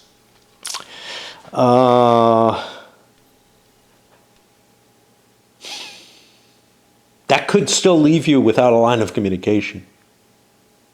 That's not an issue. Okay, yeah, you get booted out of your port. All right, we're going to pause there because I'm almost out of batteries. I'm assuming we're not going to have to do much with the miscellaneous counters. It's very nice. They have a rules reference for each thing. It's a good habit. We are in daylight and Tuesday, I guess. The miscellaneous counters. Nothing exciting there. The player displays. I've already talked about these. They have the national characteristics, which are special rules for the nation. The other tracks I've kind of talked about.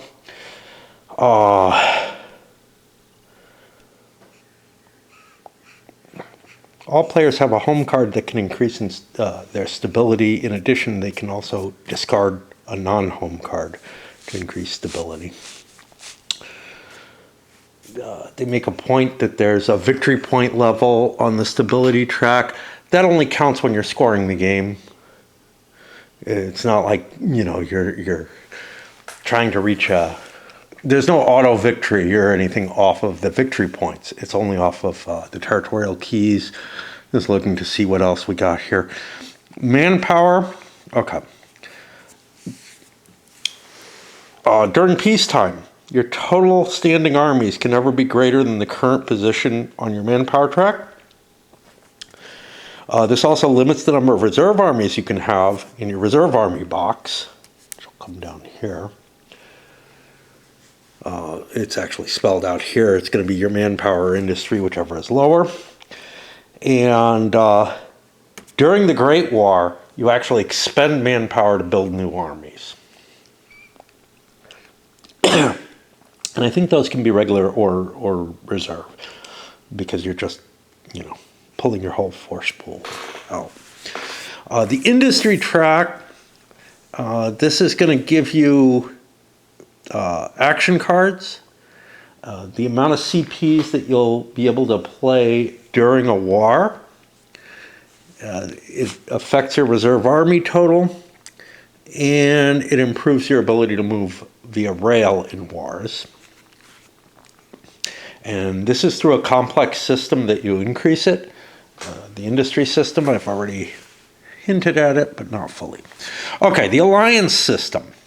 Everybody's got one shit on the alliance track. At the beginning of the game, it's at neutral.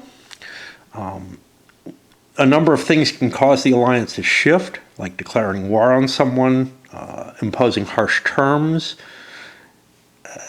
some event cards, and then the alliance resolution, which is over on that table over there. Okay, the neutral box. If you're in the neutral box, you can't be invited to join a war during the alliance step of a war, except the UK is able to invite neutral powers if they're the defender and a primary belligerent. And also France has this card, which allows them something along those lines. That's noted in the errata. But they can declare war on any other player in the game, and they'll be neutral at the start of the Great War when it occurs, which can give you a powerful position, to be honest. So there's advantages. There's advantages to being in an alliance. There's advantages to being neutral. The other boxes, you cannot declare war or join a war on other members of your alliance. You cannot declare a war on a minor power that's allied to or having a diplomacy marker on it, which belongs to a member of your alliance. You can join wars involving your alliance members, but you don't have to do so. There may, however, be a penalty, consequences, they put it, for not involving an ally. And I believe that's, you lose, although it's not mentioned here, I think it's a way to lose alliance markers. But maybe it just affects the track. And you automatically join the Great War along with your alliance if it occurs. Now, this alliance system is a little, it's an abstraction, because historically the Triple Alliance was actually Germany, Austria, and Italy. And Italy didn't join. Turkey did relatively quickly. Italy ends up joining the Entente, actually. Okay. Aligned versus committed alliance boxes. Okay. So the committed alliance boxes are the same as aligned, except the consequences for not aiding an ally are more severe. And if you're in a committed box, you must first shift to the aligned box before you shift back into neutrality. And this thing is going, as well as any events or whatever, it's going to, move you one box.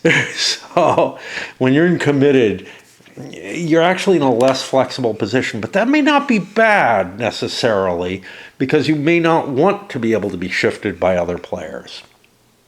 The whole alliance system is kind of funky in this game. Okay.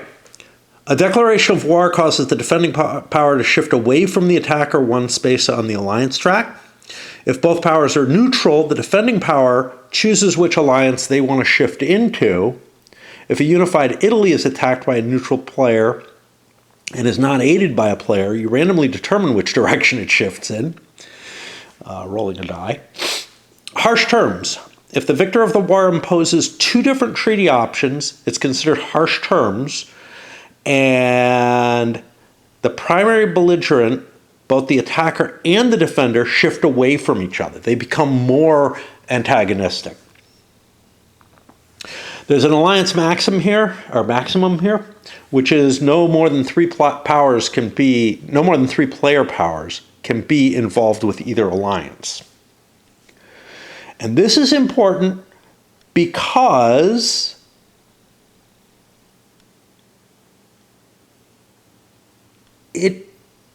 you might not be able to avoid things in some cases. When a defender is forced to shift after a declaration of war, the defender can shift into an alliance that already has 3 players. There doesn't appear to be a limitation on that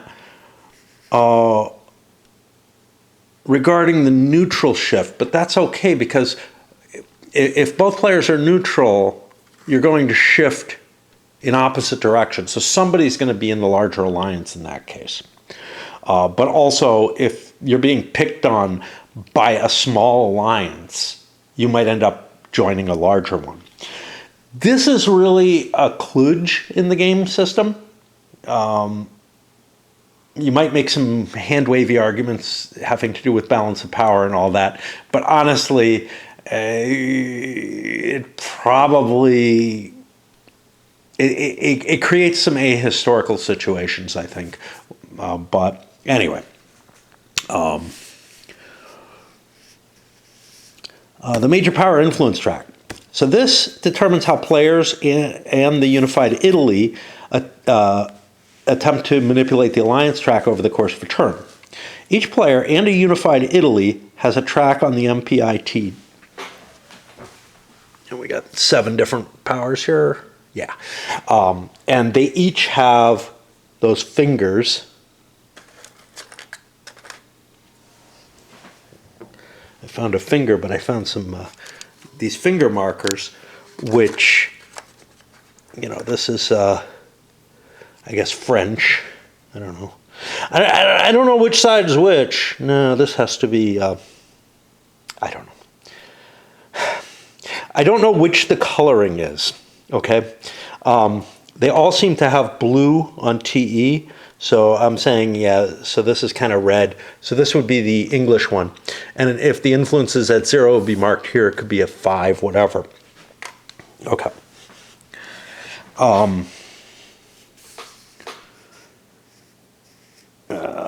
And you have 3 different counters, one for the Triple Entente, one for the Triple Alliance, one for the neutral influence. The more influences you have in a particular direction, towards a particular direction, the more likely you're going to move in that direction. Those markers are reset to 0 after alliance resolution has been completed. Except for the marker matching the current position on the alliance track, they'll have an immediate 1 point of influence in that direction. I was going to say consider it momentum. It's the similar term. I can't remember it right now. Anyway, it's unimportant, but words don't come as easily as they once did. Okay, alliance resolution step. So now let's take a look at the... we got a sequence of play over here, don't we? Yeah.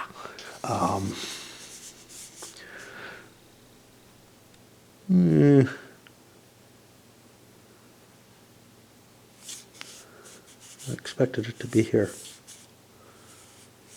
Yeah, here it is. Within the end phase, it's the 9th step. All the players and a unified Italy determine if they shift on the alliance track. This step always occurs during the end phase, but it can also happen if shifting alliances or alliance system events are played. That's all example here. Since both of these events could be played during the same action phase, players should be aware that allegiance could be resolved up to 3 times in the same turn, twice during the action phase. During the alliance resolution, each player totals the amount of influence their power has accumulated on the MPIT by adding together the influence from the Triple Entente, Triple Alliance, and neutrality. And alliance resolutions are then carried out for each power, starting with the power with the highest total and working downwards. And order is important because of the 3 members of any given alliance allowed. Ties are broken by turn order. Yeah, we got into this. A shift during the alliance resolution will not take place if there's already 3 players in the respective alliance, but you can shift into neutral or whatever because of that. Okay, if a power only has one type of influence greater than or equal to 1, it automatically shifts in that direction on the alliance track. If it has 2 or 3 types of influence at that greater than or equal to 1, a die is rolled for each marker, not each that's above 1, or that's above 0. The influence is added to the die roll as a DRM. Now, here, 4 dice of the same color, kind of a pity. And this is one reason I'll probably end up grabbing different dice, like a blue one for, I don't know, which was blue, for the triple entente, a red one or something like that for the triple alliance, and then like a white one for the neutral. So I can roll them all at once for a given power. Okay, and then you add as a modifier whatever the influence is in that direction. If a power's track has blah, blah, blah, has 2 triple entente, 4 triple, and 1 neutral, they add +2 to triple entente, +4 to triple alliance, and a +1 to the neutral. Yeah. And then whichever roll is the highest gives a shift in that direction if it's possible. If it's a tie, the player chooses how they shift. That seems rather vague. In the sense of the way it's worded, do they choose between the 2 winners, or 3 winners, but nobody cares then, or do they just choose how they shift? I'm really not sure. I think I'm leaning towards choose how they shift to give players a little bit more, wow, another word failing me. Yep. A little more control, but that's not what I want. Reroll the dice if the Italian result produces a tie, assuming you add all the same bonuses. Influence is always worked out and rolled for separately. A player in an alliance box whose roll means a shift towards the other alliance will move closer to neutrality first. This doesn't mean that their neutrality and other alliance influence are combined before the rolls are made. One of them will end up winning. After a player's alliance is resolved, place the MPIT influence marker on their current position, of their current position, on the 1 space, and the other 2 go to 0, and then go to the next player's alliance. Once all the alliances are resolved, whether in the action phase or the... And honestly, to remind me who's gone... No, can't do that. That's got a +10. I'm actually probably going to just not place them there until I've resolved all of them, because there's nothing that affects them in between, I think. Okay, during the alliance resolution step, if the differential between the player's highest and second highest alliance rolls is greater than or equal to 10, that alliance is shifted twice if possible. Note this, though. If you have like just a pro entente at +11, you're not rolling for the other things, and you're only shifting 1 space. If it's at +11 and everything else is at 0, because it's short-circuited by that if you only have 1 greater than. So there has to be a conflict for you to get that double shift. You can't just pump all your points into one way. Okay.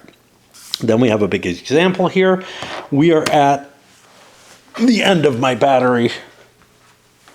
So I'll go down and see how my gods are fighting. Packing up to go down. I noticed I'm only about 1/3 of the way through the rules. We still have the action cards. They're going to work pretty much as we are used to from CDGs.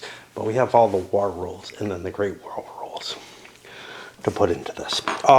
Plus a lot of special little chromey type things. I went down, saw I'm a little over halfway through the battles that I set aside, so let's hit these. Okay, we're not going to worry too much about the action cards. We should be used to these from other CDGs. You pay the CPs, you get that many points of actions you can play. But there are some things in this that are a little different. As a different option, you could play it as the event, in which case the event is triggered instead. Some events have a remove symbol. That's not the R. I don't know what the remove symbol is. I don't know what it is. We have it in the components here.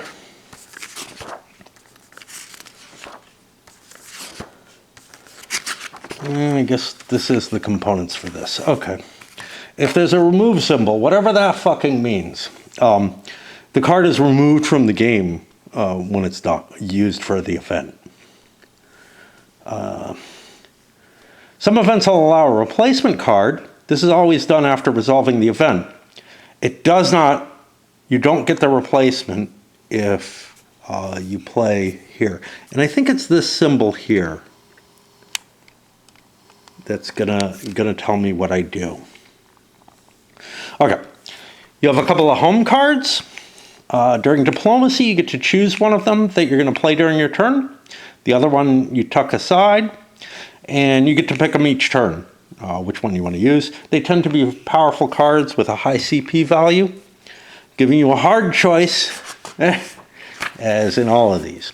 And if it plays like most of the CDGs of this flavor, a card is going to have, if it has a powerful event, it also has a powerful CP cost or option on it as well. Oh, here are different choices. M is mandatory, R is response, G is national goals, which aren't on here. C is for combat only. The box we're going to ignore. This is the CP value on these cards. The national goals have a victory point value. Here's the remove after play. Here's a draw a card. Now the draw a card, which shows up here,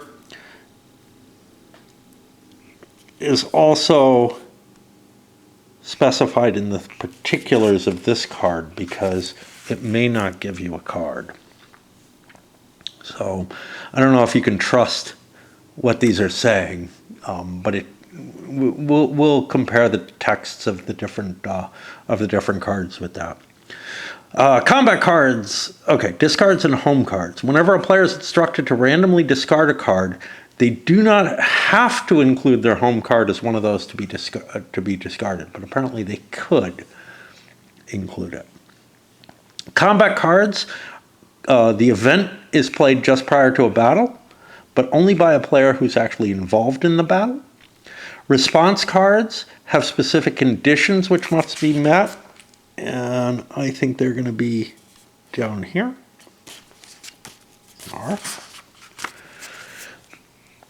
Although that may also have preconditions for a non-response card in it. Some cards can only be played on another player's impulse, while others can be played during your own impulse. Mandatory cards. These must be played for their event. However, when you play it, you also get the CPs after the event is triggered. The events are always resolved first. If the mandatory event card is discarded, the event triggers. Remember this, because somewhere it's going to tell me that mandatory cards are never discarded. And this was not in the errata to determine between those. The player that discarded the card resolves the event as if they were the active player. If two mandatory events are discarded on the same impulse, the events are resolved in turn order. Again, I think we're going to see something that says you can't discard mandatory events. Just try to remember that. There's only one mandatory response card in the game, Impulsive Ruler. It must be played as a response card when its conditions are met. Once the event is resolved, the player who played it does not get any CPs to spend, as they would with a mandatory event, but instead draws another card.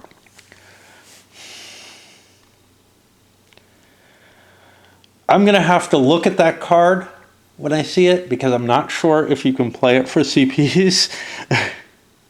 If you can, you probably want to play it very early to get it out of your hand so that you don't get triggered by the mandatory response, but we'll see. Again, the bot blocks we're going to ignore. Okay. Each turn in the game is composed of 4 phases. First, the prep phase. This is when you prepare the deck, shuffle it, deal the cards, and then every player is given an option to discard a card at random to gain a stability. This cannot be a home card or a mandatory event, so those just get pulled aside. This is the home cards. Yeah, this is going to require some level of trust between the players because they're going to have to pull those cards out. Yeah, whatever. The diplomacy phase. You're allowed to make deals here, and then you announce the deals in turn order. And, well, you don't have a home card yet back here, so that's not an issue because this is when you choose your home card. Then the action phase. Players take turns playing a card and it either triggering an event or playing out the actions. Wow, I'm actually going into all the rules here, am I not? Then the end phase. Militarism, we already kind of talked about all of this. You gain an army step or you prevent a fort from degrading. Then you degrade forts, except for one that you might have prevented. Then the non-player powers all get to build. All naval units go back to port. You set your manpower. So the manpower is based on your territorial keys. That may have changed during the course of the turn. The manpower itself doesn't change until you set it at this point. It could also be decreased during a war, I think, so unless that's just Great Wars that manpower is used. I think it's just Great Wars that manpower is used, so that wouldn't really be an issue. What do we do here? You do your industrialization check. You flip any truces. You reduce the length of time that a truce is continuing for. You will deal with wars of independence, and that's going to be its own little rule. You do the alliance resolution that we talked about, which is triggered over there. The WTT goes down by 1. And on turns 1, 3, and 5, you get national goals. This is the play order. We already had it before. Now we're on the prep phase. I need to check my pipe. Well, battery's almost dead on this too, but let's zip to the action phase. So you might have plus or minus card chits. They add to the amount of action cards you get, or subtract, and then they get discarded after that. The rest we already kind of talked about. The UK player may at this time may also, in addition to their normal discard for an increase in stability, may choose to discard a random card to flip the Indian stability counter to its stable side. And we have that here. It's already on its stable side at the beginning of the game. The diplomacy phase, you can negotiate deals. All deals are non-binding, with one exception, which is the action cards. You can agree to cooperate, but it's not going to be. It's not going to have any requirement to fulfill that. You're allowed to show other players your action cards. You're allowed to walk away from the table to make deals, but you're forbidden from asking other players to leave the table to collectively scheme against them. The designer says he really thinks this is kind of an unsporting thing to do. Look, if there's like a bunch of people trying to gang up on the leader, and they need the board to be able to discuss what's going on, you know, okay, let's pause the whole thing so that we can write down all the positions on the board and go discuss it. Look, there's just not any effective way to expose the current board position. So it makes sense to me that you be able to do this. Sorry, I just absolutely disagree with this. If there's a complex situation on the board, you have to be able to refer to that. Otherwise, okay, we walk away, we talk about something, we come back, we peek. I don't know. I guess you could do it that way. But anyway, that's just a bugaboo of mine in opposition to his bugaboo. If it's more convenient, you fucking do it, you know? And if they don't want to go, that's fine. Players can give other players a number of cards in the diplomacy phase. This has to be a formal agreement and is done at the end of the diplomacy phase. They cannot give other players specific cards. The draws must be random, and home cards can never be drawn from a player's hands. Once all negotiations have been conducted, the players announce the card draws they'll be giving in or receiving. All announced draws must be confirmed by the other player in order for it to take place, and then the random card draw is done in full view of the other players. And then you select your home card. This is in addition to whatever you got due to your number of cards in the prep phase.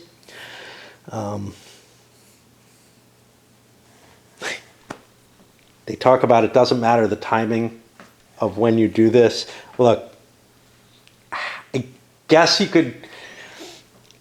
could select it during diplomacy to enforce or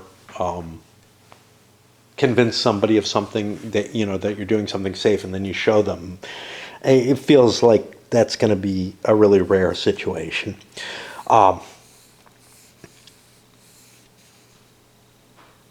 I always actively encourage players to make deals involving player preventing the play of certain event cards. Common deal is I'll play this if you give me a card draw.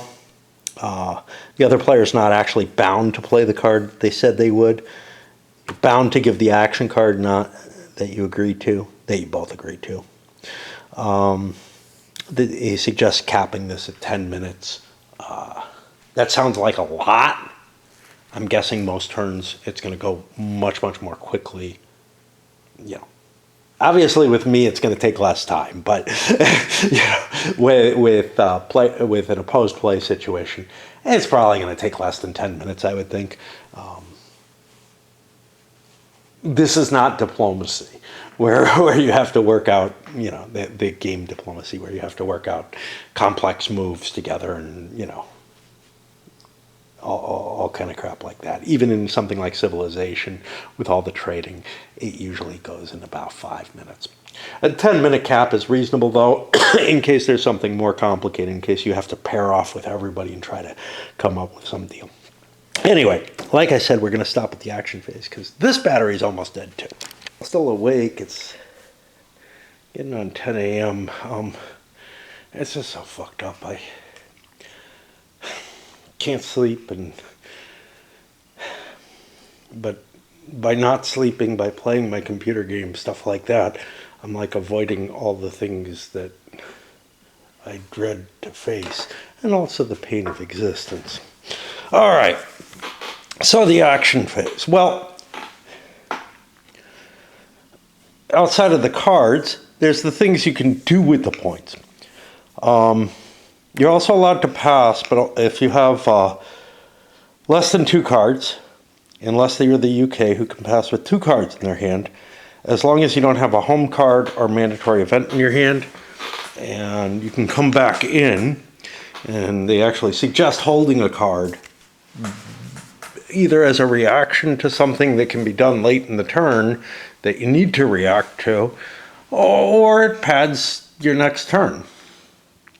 Once everybody passes consecutively, or nobody has any cards, the action phase ends. So here's a list of the different things you can do, and we're going to hit these each one at a time. First one's recruitment. You can build army steps and elite corps, and the cost is here for either type of army. costs 1 CP per step. The Elite Corps costs 2 CP, which is weird because it's such a small force, but I don't know. A full-strength army costs 2 CP. Standing armies are placed directly on the map in a home territorial key. Reserve armies go into the reserve box. During peacetime, standing armies cannot exceed your manpower, and reserve can't exceed the lower of your manpower or industry. Some exceptions: Indian armies have to be built in India or Bengal. The Commonwealth Army must be built in Australia, New Zealand, or Canada. I think Australia, New Zealand is one space. There's an emphasis added by one of our Canadian playtesters. I'm feeling like it's possible that Canada was omitted. And Canadians definitely served in World War I. The Ottomans have 2 different types of army. Turkish armies have to be built in spaces without a minority nationality, which means they can't even build them in the Balkans. And their Arab armies can only be built in the spaces with an Arab nationality flag on them. Which is this, not these. Those, I think, are Kurds. Newly built ECs are placed with an army that has a line of communication. You can okay, this is the note here. I'm kind of cryptic in taking my notes because I don't want to rewrite, big sections of rules. But you can spend points off of a build action to build minor power allies as well. Okay. The note here is that when you move a navy in peacetime, you have to end in a port. Okay. Naval movement is 1 CP per space you move. You can move all your naval units for 1 CP, 1 space, and you can spend multiple points. Now, as with most of the Here I Stand based stuff, you can spend, you could spend a point to recruit a unit and then spend 2 more points on naval movement or whatever. You move all your naval units plus up to 1 land unit. The land unit can move through naval hexes as if it's a naval unit. They're considered to be on transports, and they're not required to be escorted by friendly naval units. Each stack of units has to complete its movement before moving the next stack. Oh, what does that even mean? Like, can I spend 1 CP and then I completed my movement by moving 1? I don't know. This is kind of weird. Or if I'm going to move 3 CPs, do I have to do them all at once?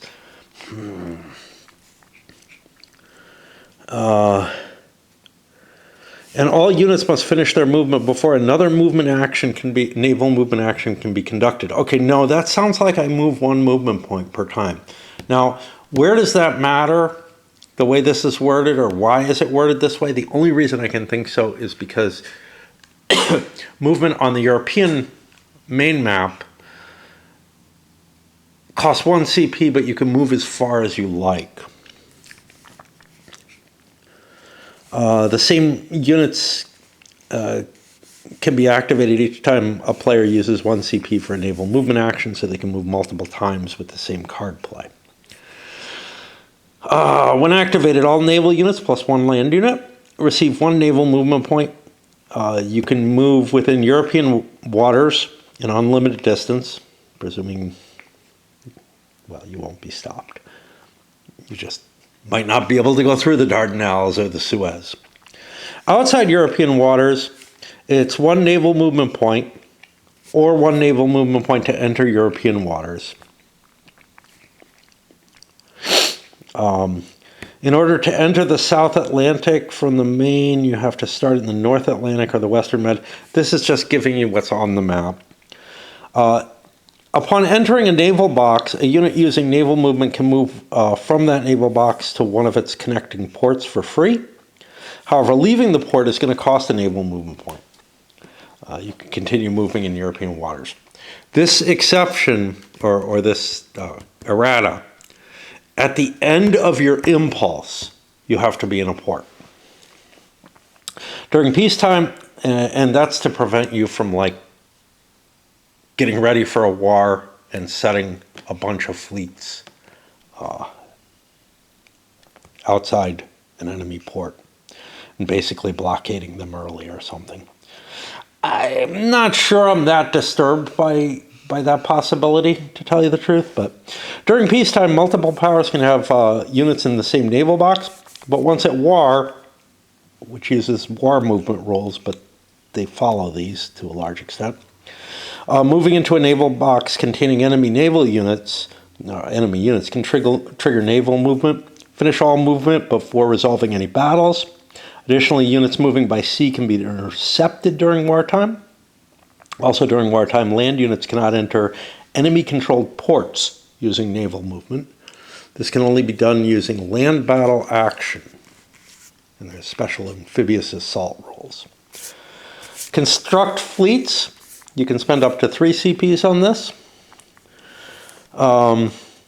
At the beginning of the game, you can only build naval squadrons. You can build dreadnoughts after the play of the dreadnought event card, which doesn't show up in the deck until turn 6. Now, there's only 7 turns in the game. Newly built fleets must be placed in a controlled territorial home key on the main map with a port. Building naval units increases a player's power projection limit. Reduced naval units still count towards this limit. You can also build minor allied ports. Yeah. Okay. The costs are here. Dreadnought costs 1 more than a smaller ship. Refitting a naval unit just costs 1 point because you're moving it up 1 in cost. Now, a reminder on dreadnoughts.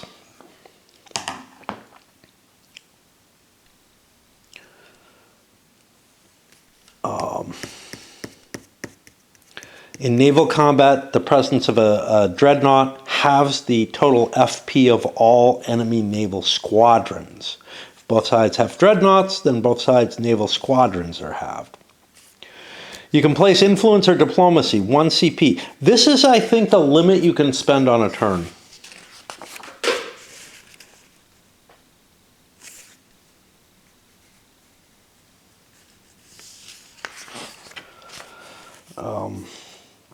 They can only take this action once per impulse. I'm not really sure that you couldn't construct for 4 by building like a 3-point dreadnought and a 1. There's no limitation on that, so honestly, you could spend more. Okay. Influence markers can only be placed in uncontrolled spaces. You need a line of communication to place the influence marker. Only 1 player can have an influence marker in a space. You can trace lines through an allied minor space. Until the play of the Berlin Conference, each player can only have 1 influence marker on the whole of the African submap.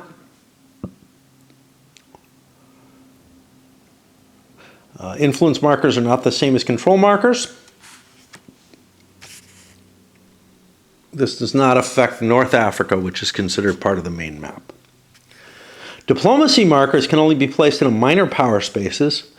Only 1 player can have a diplomacy marker in a given space. If a minor power contains multiple spaces, put the marker in the space that shares the name of the minor power. If the minor power controls that space. Otherwise, the player decides. I guess it's possible a minor power doesn't control its named space. Okay, some special cases. Italy, at the beginning of the campaign game, there are 4 minor powers in Italy. Prior to unification, diplomacy can be placed normally in these. However, once Italy is unified, it's no longer handled with normal diplomacy. It uses this and the alliance track. And we don't have an Italian marker on there yet because they don't exist yet. Qing China, you can't place diplomacy markers in China. You can put influence, though. Oh, no, it's not uncontrolled. Qing China is defined as all spaces containing their flag. The South, you can't put diplomacy markers in the South unless the American Civil War event is in effect. Now, similar to placing, you can remove someone else's influence or diplomacy, again, 1 CP. Remove one from the map. Players are allowed to remove their own markers using this action. I guess if you want to place it somewhere else, you've got countermix limitations. Players cannot remove influence in a space that contains a unit belonging to another player. After the Berlin Conference event is played, players cannot remove influence markers in Africa. It's carved up and settled by treaty. You can only remove one per impulse. Impulse being the play of a card.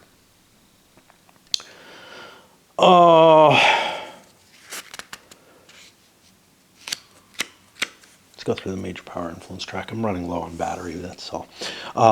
Okay, advance of powers triple alliance influence. Or triple entente or neutrality influence equal to the number of CPs spent on this action. This influence will be added as a DRM, according to the rules we already looked at. You can move your own marker or ones belonging to other players. You're not limited to influencing a single power. Likewise, players can influence powers in any direction. You can only add influence, and adding one type of influence does not reduce their other markers.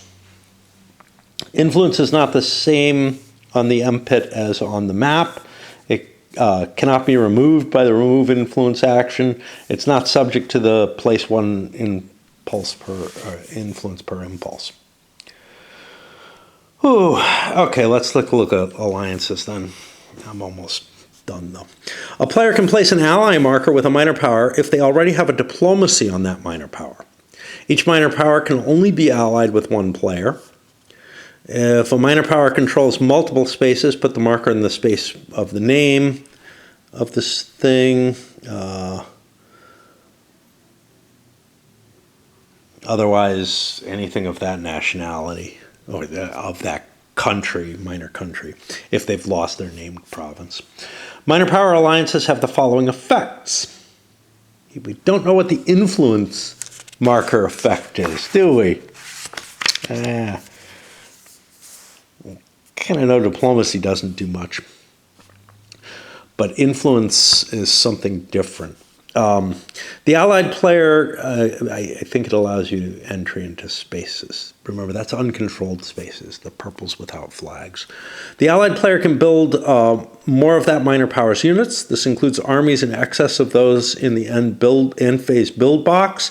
However, the amount of armies and navies is limited by the countermix. And there are extra forces that aren't accounted for on the border in that box. There might be things that show up due to card. Players can build generic ECs for their allied minor powers. These units are marked MP for minor power. Minor powers can each only have one elite corps. The allied player controls the minor power units during wartime. Now this is dangerous. Anything you build for a minor, and you use the appropriate thing like build armies or whatever, not the alliance to do this. You just need the alliance to do it. This is dangerous because you could lose the alliance, and thus the troops that you built end up on another side. Remove the minor power alliance costs 4 CPs. You flip the minor power ally to its diplomacy side. Naval supremacy costs 3. You may conduct the remove alliance action for only 3 CPs in port spaces adjacent to a naval box where they have more naval units than the player allied to the minor power. I don't know if the minor power's capital has to be in a port for that. That's the only iffy thing there. All right. Okay, let's do this last one. Expeditionary force action sends an expeditionary force unit to a friendly controlled space or an uncontrolled space with an influence marker. See, you can do something with those, belonging to the active player. Building a new EF costs 2 CPs, while moving an existing EF only costs 1. When an EF moves in such a way it's picked up and placed in the chosen space, it doesn't need to follow land or sea connections, and it doesn't require a line of communication. Okay, we're going to hold off on pacification. Here we are, late Tuesday night. I think my mental state is in worse shape than usual. I'm trying very hard to get it back, but not sleeping for real is getting in the way. Okay, pacification. We haven't gotten to this. This is required to gain control of uncontrolled spaces. You have to have a land unit in the space to pacify it. When you first move into an uncontrolled space, and these are these things, you get a pack 0 on it. I think they actually say pack. No, it's in the setup rules that it says pack. These actually say pacification on them. Okay. Just like in the book. Sometimes, the images pre-publication are different from what they end up when the actual counters get made. Okay.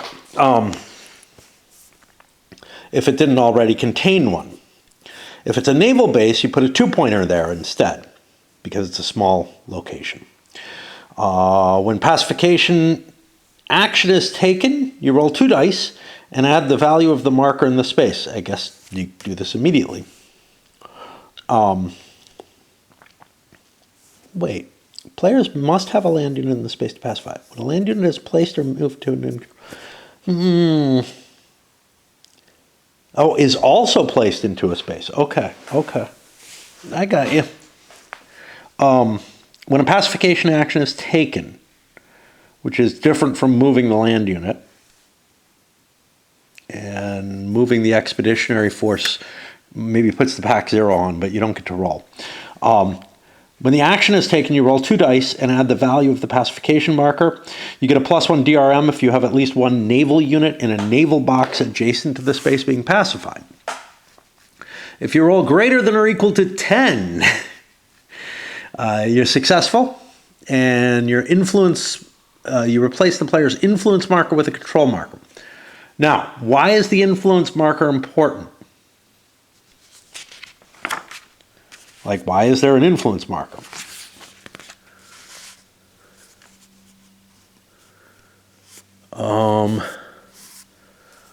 Somewhere it's going to tell me that I can only move into spaces with an influence marker. Maybe in land movement? Have we not seen land movement yet?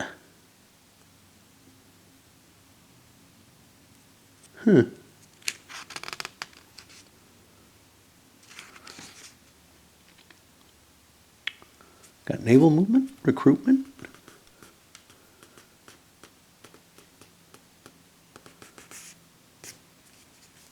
Now, I wouldn't normally be moving a regular army into place. So let's check expeditionary force. Does not say that I need to do that. This is kind of annoying.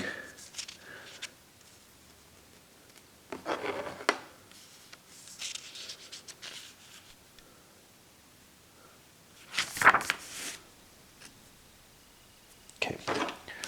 All right, we got another possibility. Maybe it was back in counters or something. Miscellaneous counters. They don't give me any information here. Whew. Okay, I know I've read this.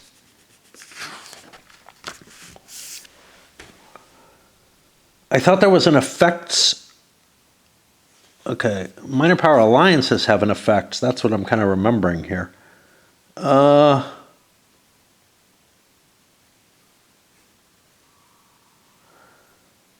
I don't know. Okay. I'm a little lost here. Because the only way I can see that I can move anything is by taking the expeditionary force action. where you can move it to an uncontrolled space with an influence marker. It makes sense you wouldn't send a whole army in, but I am a little disturbed that I can't reposition my armies.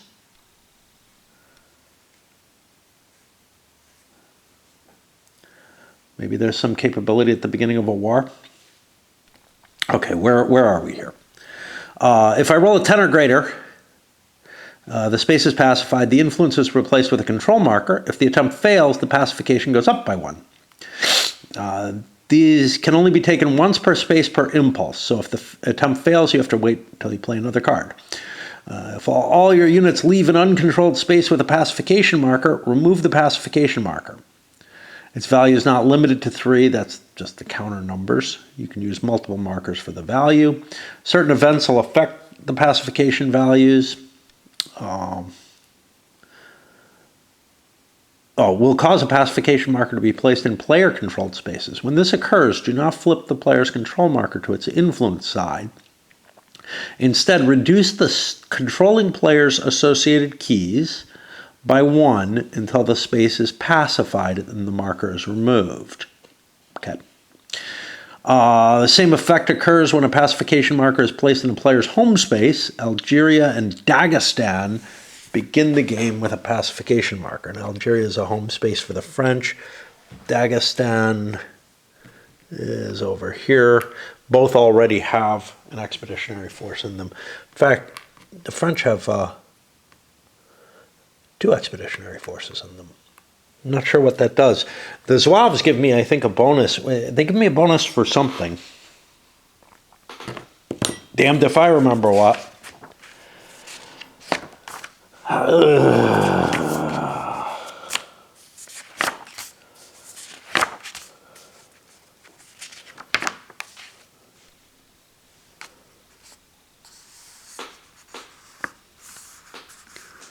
+1 to pacification rolls and a +1 to land battles because the Zouaves are EFs. Or elite EFs, or whatever they are. Okay. If a pacification marker is put in a player-controlled space, it's representing some kind of rebellion against colonial rule.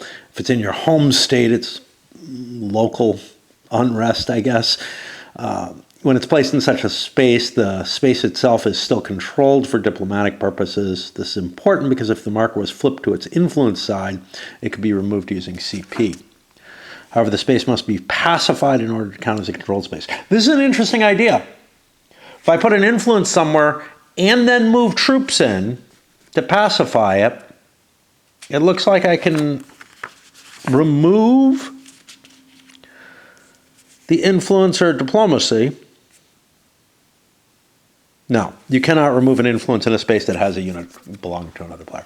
Yeah, I was going to say, and that leaves you with like troops somewhere where they can't do anything, which would be pretty awful. Okay.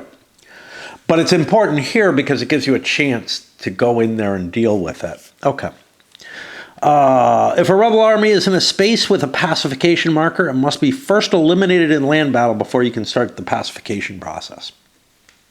Well, before the roll can be attempted. When the 0 marker gets placed there, I'm not sure, because here, when a land unit is placed in or moved to an uncontrolled space, it gets a 0 placed in that space if it didn't already contain one. But wait, you would have the pacification marker already there under these circumstances. Okay. Graveyard of Empires and the Bears. These events increase the difficulty of pacifying certain spaces, and they have special counters. Okay, constructing a fort. Costs 1 or 2 CPs. You get that level of fort that you just spent. Forts are represented by hexagonal counters. The level is there, the amount of FP it provides to the defender in a land battle. In addition, defending a space with any fort negates the -1 DRM for having all reduced armies in your main defense force. Forts do not provide any supporting firepower.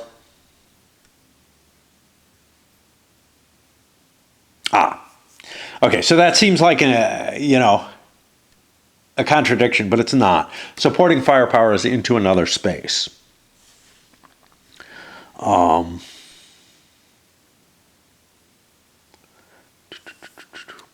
Forts aren't units. They cannot move. They cannot take hits. They're eliminated if an enemy enters its space.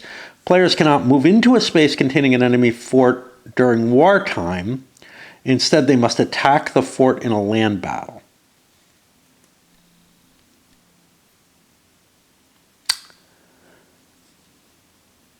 Okay.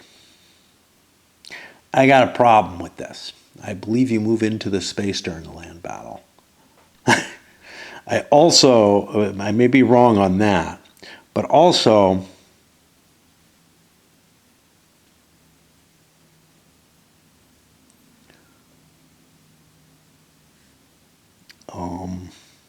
they can't take hits.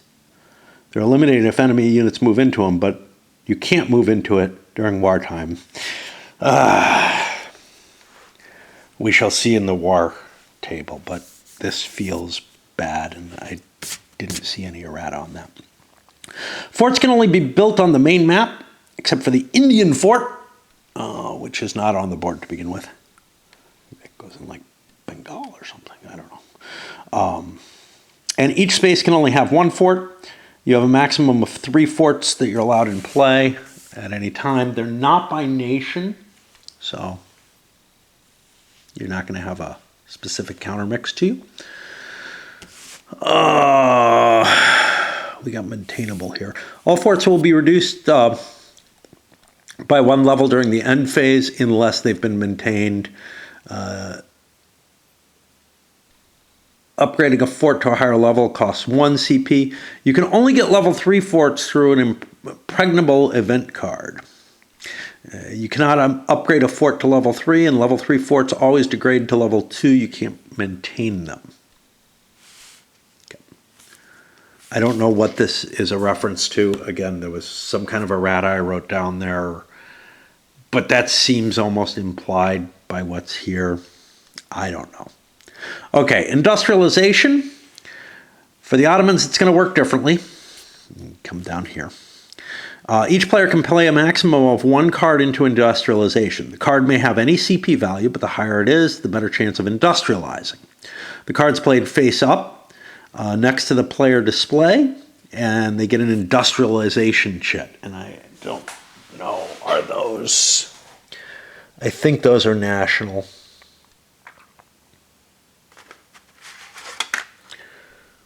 There's such a pile of stuff here. I think each nation has one of these.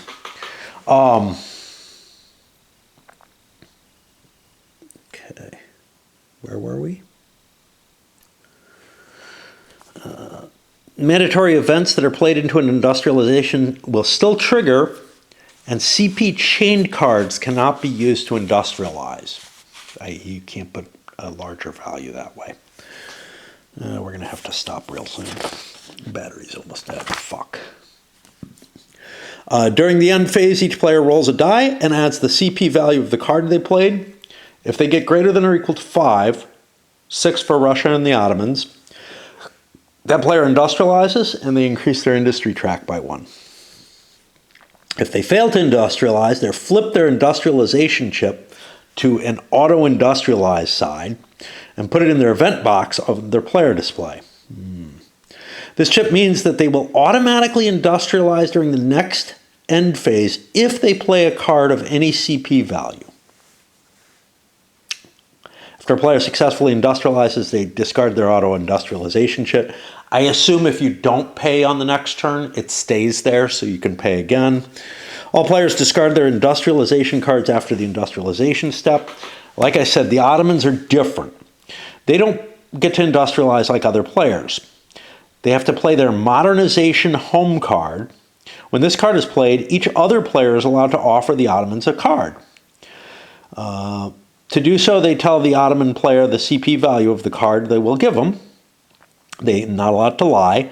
The Ottoman accepts one of these cards and places an industrialization chit on it.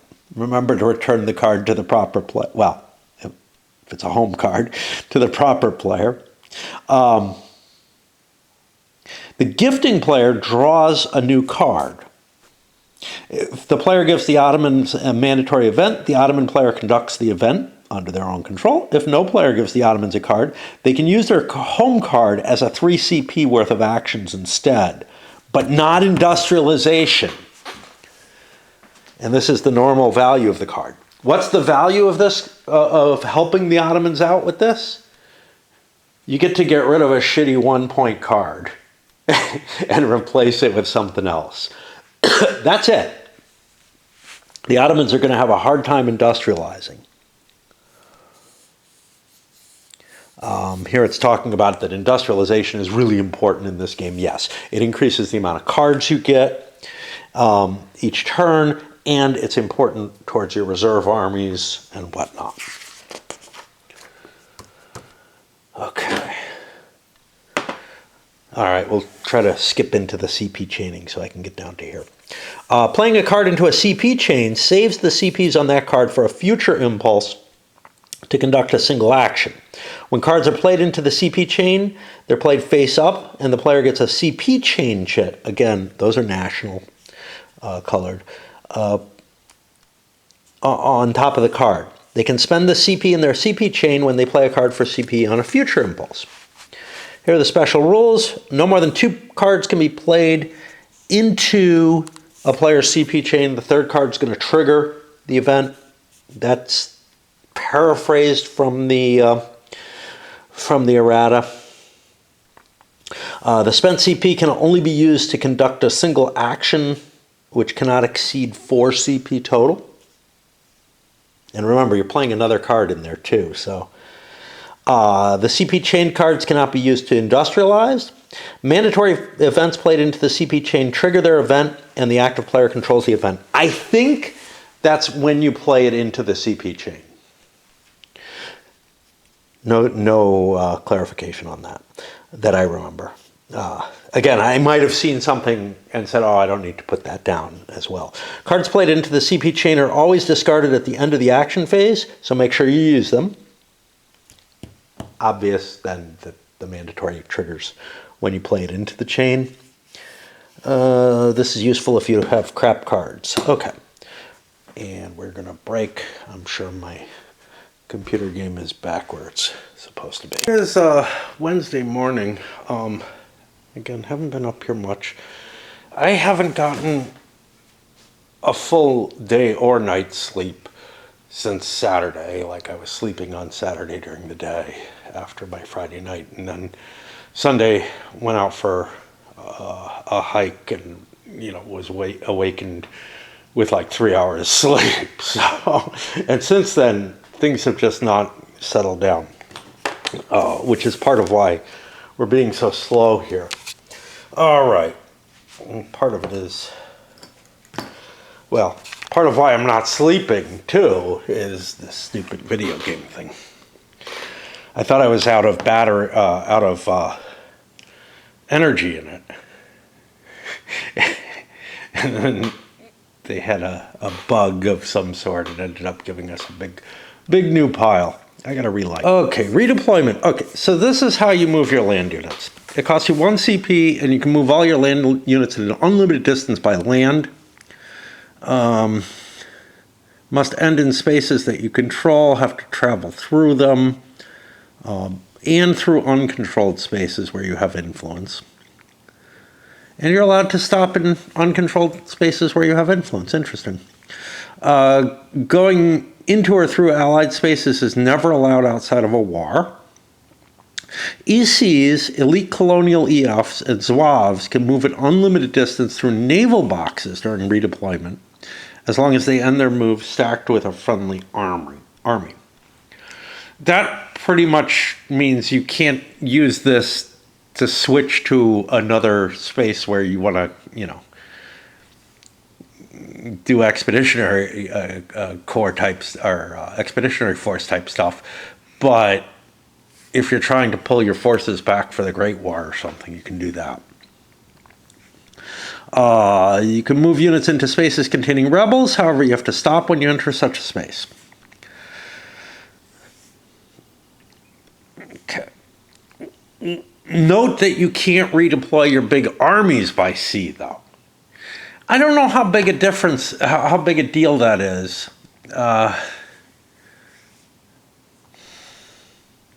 I'm really not sure if the English can end up in control of anything on the continent. They don't have keys for it, but I don't see why they couldn't place. They don't have normal territorial keys for it.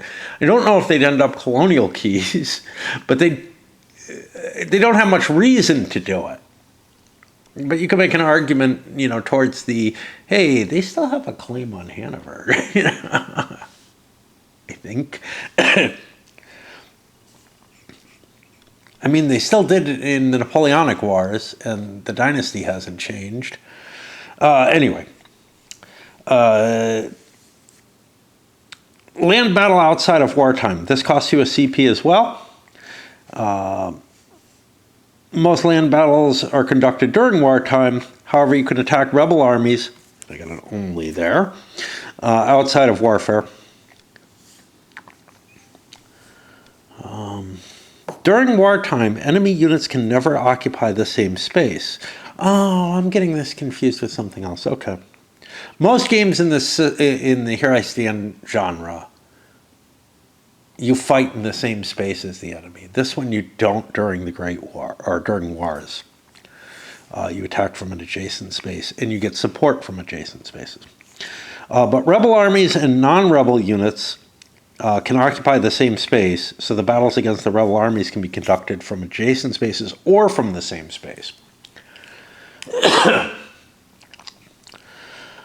Declaring war, this costs between 1 and 4. This will trigger an entire war, which will be a new sequence of actions outside the normal card play.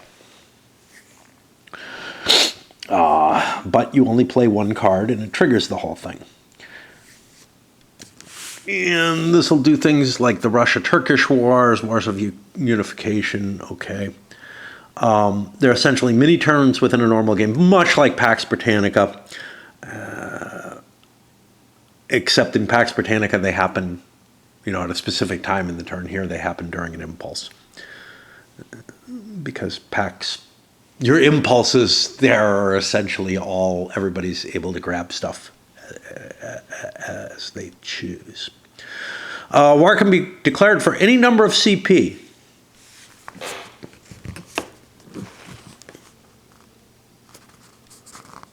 This says must be all one card, I think. You could probably do it off of chain. However, the more CP you spend, the more you can do during the war, and the higher CP cards give you a better chance of going first during the war. You can't declare war if the tensions are 3 or higher. However, this only applies to player home cards and players spending CP to declare war. Events that simulate wars, I feel like it's stimulate, such as the Balkan Wars event, still function as normal. Players can never declare war on the US or CSA.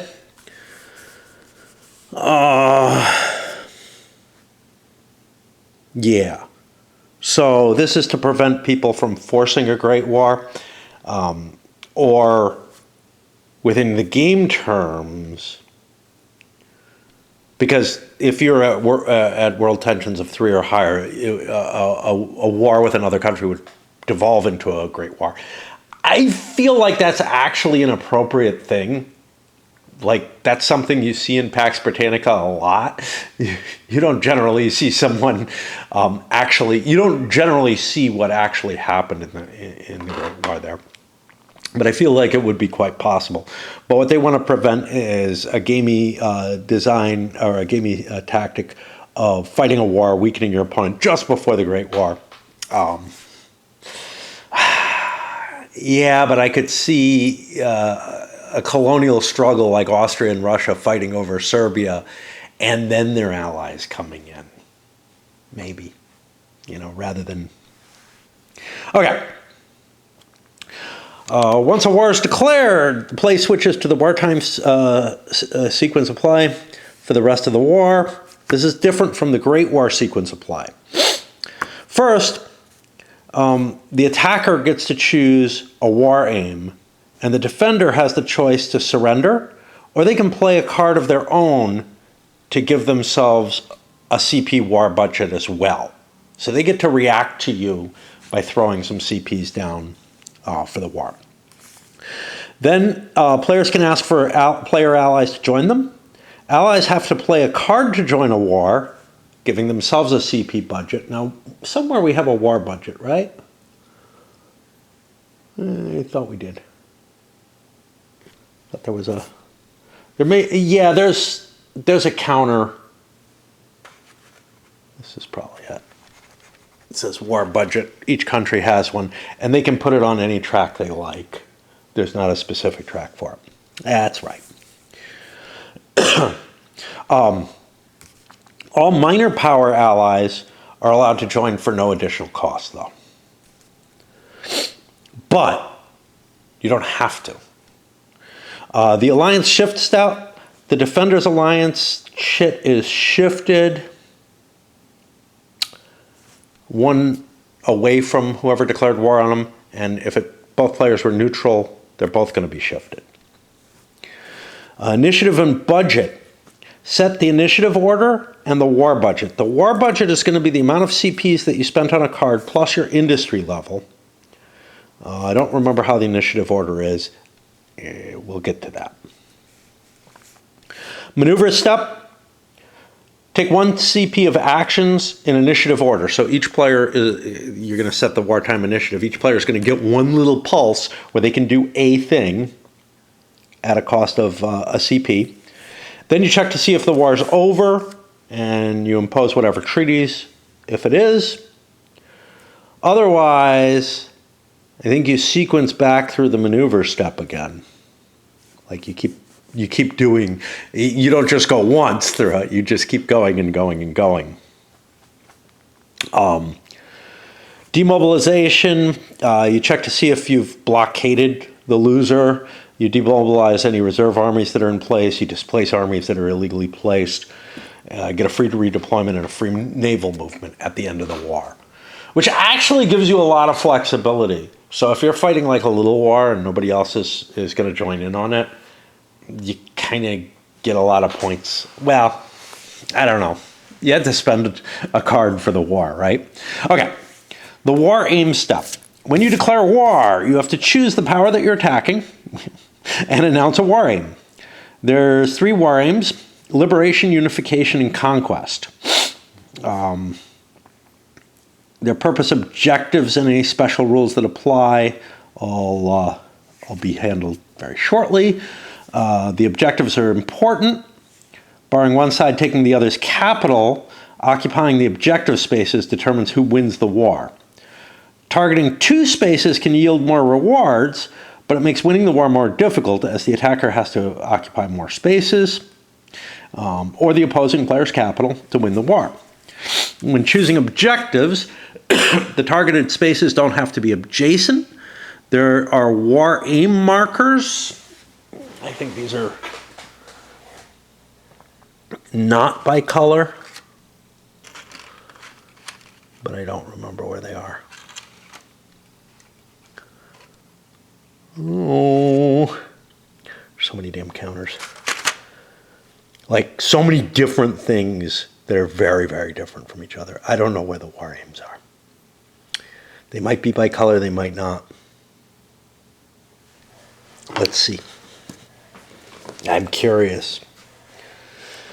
It's not that important that we look, but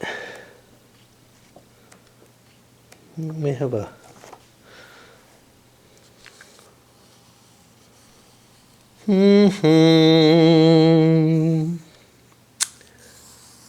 Well, this is interesting. Oh, there we go. They're circular. Well, there aren't a lot of circular counters. There we go. They were hiding. And the other side, it's the same. Okay. Right. You mark them with a war aim just to remind you what you're going for. All right. Let's look at the different types of war. Wow. This is going to be a pretty big deal. Well, we'll go through the war aim step, even if I have to switch batteries. All right, liberation. The purpose is to retake home spaces, but you can't liberate dual home spaces. Those have to be taken from a war of conquest. For example, if Germany takes Alsace-Lorraine, France has to do a war of conquest to retake it. Even though Alsace-Lorraine it's a French home space.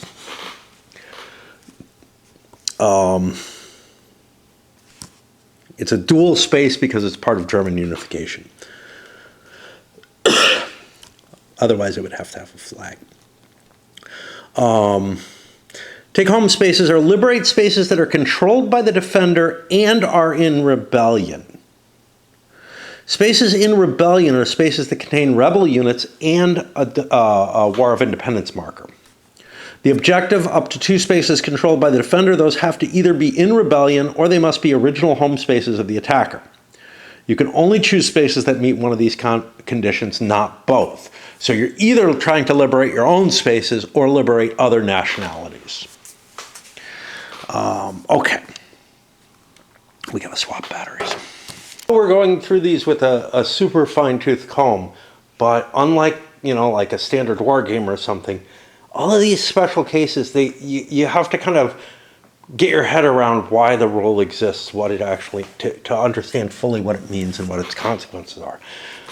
It's going to be hard to remember them all, because again, it's a little different in a lot of ways. Liberating a minor power. When a minor power is liberated, it gains independence. Rebels in a war of liberation are friendly to and may support the attacking player if that player's war aim is to liberate them. Rebels that the attacking player is not trying to liberate are hostile to all warring powers. This is possible if you're trying to liberate a home space that happens to have a rebellion of a different flag in it.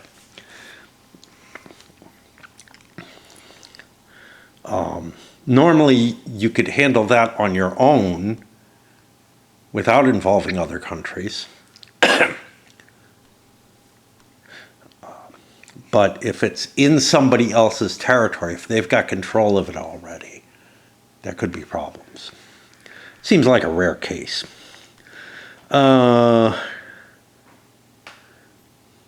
the end of the war, all minor powers liberated by a player become allied to that player. Special liberation wars. As an exception to 13.1, which is the general liberation, Austria and Russia can liberate spaces in Italy and the Balkans, respectively, that are not in rebellion. However, Russia can only do so by playing their Russia-Turkish Wars home card, and Austria can only do this before Italy unifies. Italy is currently liberated.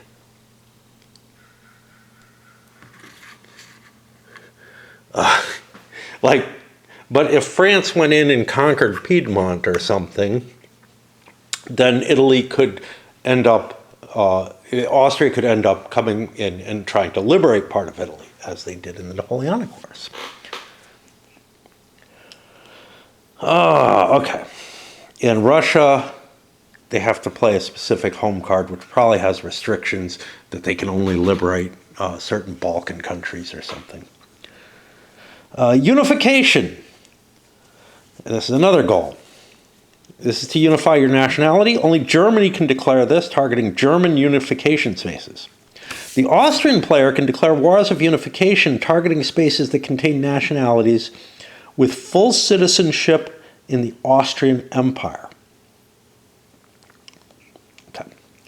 So if I were to, for example, give Italians full citizenship, I could then try to unify parts of Italy. What I'm not allowed to do, and I think I should be able to, is unify individual German nationalities. I don't know how likely it would be. Like, it was more of a diplomatic type thing that was likely to happen, which maybe the alliances are more applicable for. But something like Bavaria, Württemberg if it was there, Baden, but they're all kind of there together. I could see that actually shifting into the Austrian sphere of influence heavily enough that they would join with Austria. Unfortunately, I think I'm okay with the game not allowing it, but it feels kind of like you should be able to unify these German spaces to more of an extent. I don't know. Okay, where are we? Objective, you choose up to 2 spaces controlled by the defender. Those spaces must contain German nationality in a German war of unification or nationalities that have Austrian citizenship. Again, at the beginning of the game, nothing has citizenship. You have to give them rights first, then you give them citizenship. Italian wars of unification. Any player with a diplomacy or ally marker to either Sardinia, Piedmont, or the Kingdom of Two Sicilies. Sardinia, Piedmont is just this. Kingdom of Two Sicilies is just this. Okay. May declare a war for Italian unification. First, the attacking player must declare which Italian state they will give any conquered land to. Then the attacking player gains an alliance with that power if they don't already have one. Players target up to 2 adjacent spaces that contain Italian nationality. Any land gained in such a war must be given to the country that you chose. If the attacking player wins the war, they must choose the territorial cession treaty option. Additionally, if the attacking player wins, you make a roll for Italian unification at that point, which, of course, is its own rule. Conquest. To take control of land that's controlled by a foreign power. A war of conquest automatically increases the WTT by 1. Declaring a war of conquest then decreases the stability of the attacking power by the current level of the tension track. Trying to renegotiate the borders through military action was no longer seen as a viable option. Kind of like it was in the 20th century. Nowadays, of course, depending on the administration in the US, it is no big deal. It certainly isn't hurting Russia's stability to do the initial declaration of war. It probably did increase the tensions. Briefly. Objectives. The attacker chooses up to 2 spaces controlled by the defender. Only one of these 2 spaces is allowed to be a key. So you're not going to take too much. The penalty may seem harsh, but wars of conquest were rarely declared in this period. Yeah, damn straight. You could actually just do this like it's to a power, not a player-controlled power. So you could just do this to a minor country or something. And, gaining keys is useful. Targeting capitals in wars of conquest. Capitals and subcapitals cannot be targeted as objectives in wars of conquest. Ooh, we got some special rules on Istanbul. So we're going to have to wait to resolve those. Attacking a non-player power. Declaring war against a non-player power that has a player-aligned ally is treated the same as declaring war against that player. You just different objective. Meaning all normal alliance rules apply, and the defending player will shift away from the attacker on the alliance track. So if I declare war on a French ally somewhere, I've just declared war on France. And those alliances are open and clear. Additionally, players cannot attack non-player powers they're allied with, attack non-player powers they have a diplomacy marker with, attack a non-player power allied with a player ally, or containing a diplomatic marker belonging to a player ally. Even a diplomacy is not allowed. Okay. Abandoning a non-player power ally. Players do not have to fight with their minor power ally if they don't want to. A player ally can decline to enter a war after an attacker announces their war aim, thus abandoning the minor power. If you do this, you lose a stability, you shift away from the attacking player on the alliance track, you're still not happy about what they did, you skip to the initiative and budget step on the wartime sequence of play and proceed from there. If Italy is attacked and a player refuses to join the war, Italy gains 10 neutral influence on the MPIT per player that refused to join. This is in addition to any normal penalties incurred by Rule 14, which is the alliance shifting.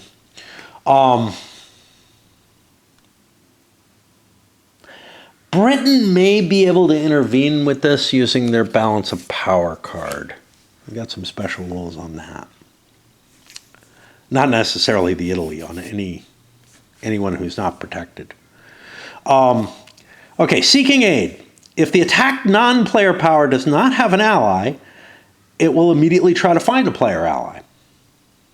Now, here's the thing. If their ally abandoned them, you skip to initiative and budget. You don't get a chance. I'm talking here about a minor power or something. So let's say France has an ally in Sardinia-Piedmont, and Austria declares war on it, for whatever reason. Doesn't sound like a good idea, but whatever. And France decides not to support it. It's sounding worse and worse each step of the way. Sounding like a really horrible Empires in Arms game I was involved in. Actually, it was a lot of fun, but I was France, and I was getting beaten up by Austria. And I don't choose to defend Sardinia-Piedmont. It looks like we skip directly to initiative and budget, so we don't get the seeking aid side of things. So they can't try to find somebody else who will protect them. Okay. But otherwise, if you're just going after one that didn't have an ally to begin with, it'll try to find one. The first player with the option to ally with the non-player power is the player who has a diplomacy marker in it. If nobody does, or that player declines, the non-player alliance table is consulted.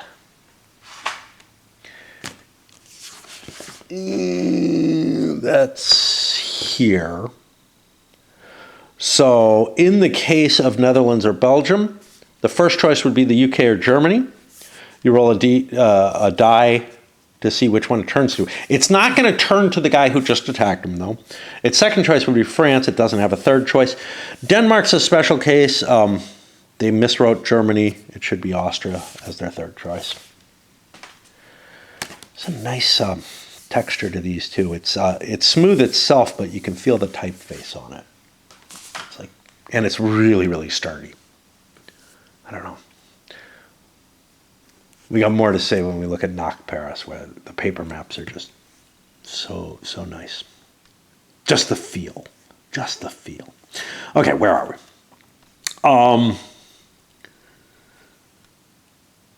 Okay. And if two players are in like the first choice, and the first one rolled refuses, the other one gets a chance before the next place. If a player chooses to aid the attacked non-player power, that player immediately gains an alliance with it. Oh, here's another copy of that chart. The attacking player cannot ally with the non-player power, for obvious reasons, yeah. Likewise, a player allied to the attacking power cannot choose to ally with it. If no player allies with the non-player power, you proceed to initiative, order, and war budget step. You start the war, same as the other situation. Poland and Ireland do not start as independent nations, but they can become so. And for some reason, it says see below here. I don't know what's up with that.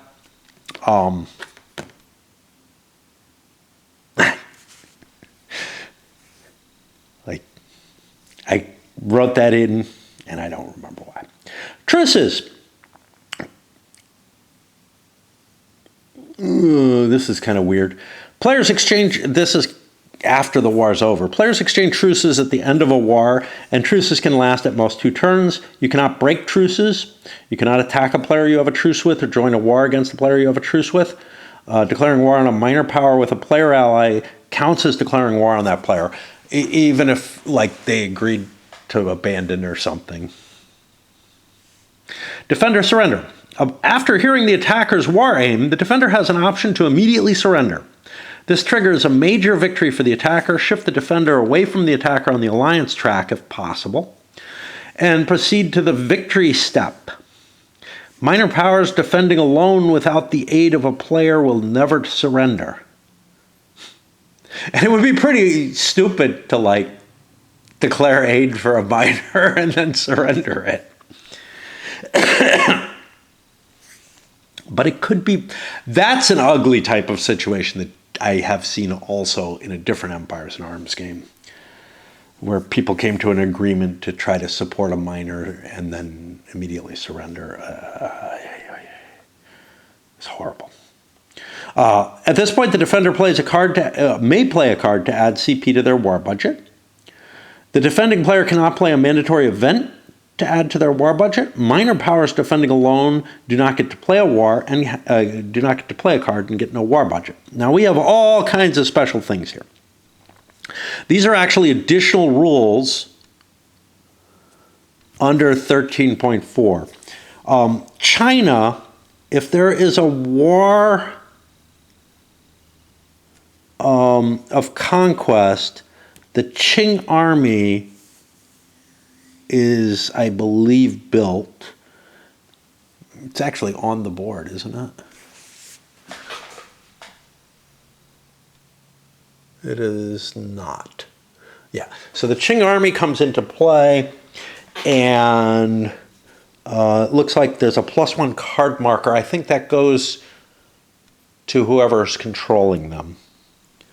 The Bismarck event can't prevent current ally. Ally plus non-ally yields an alliance.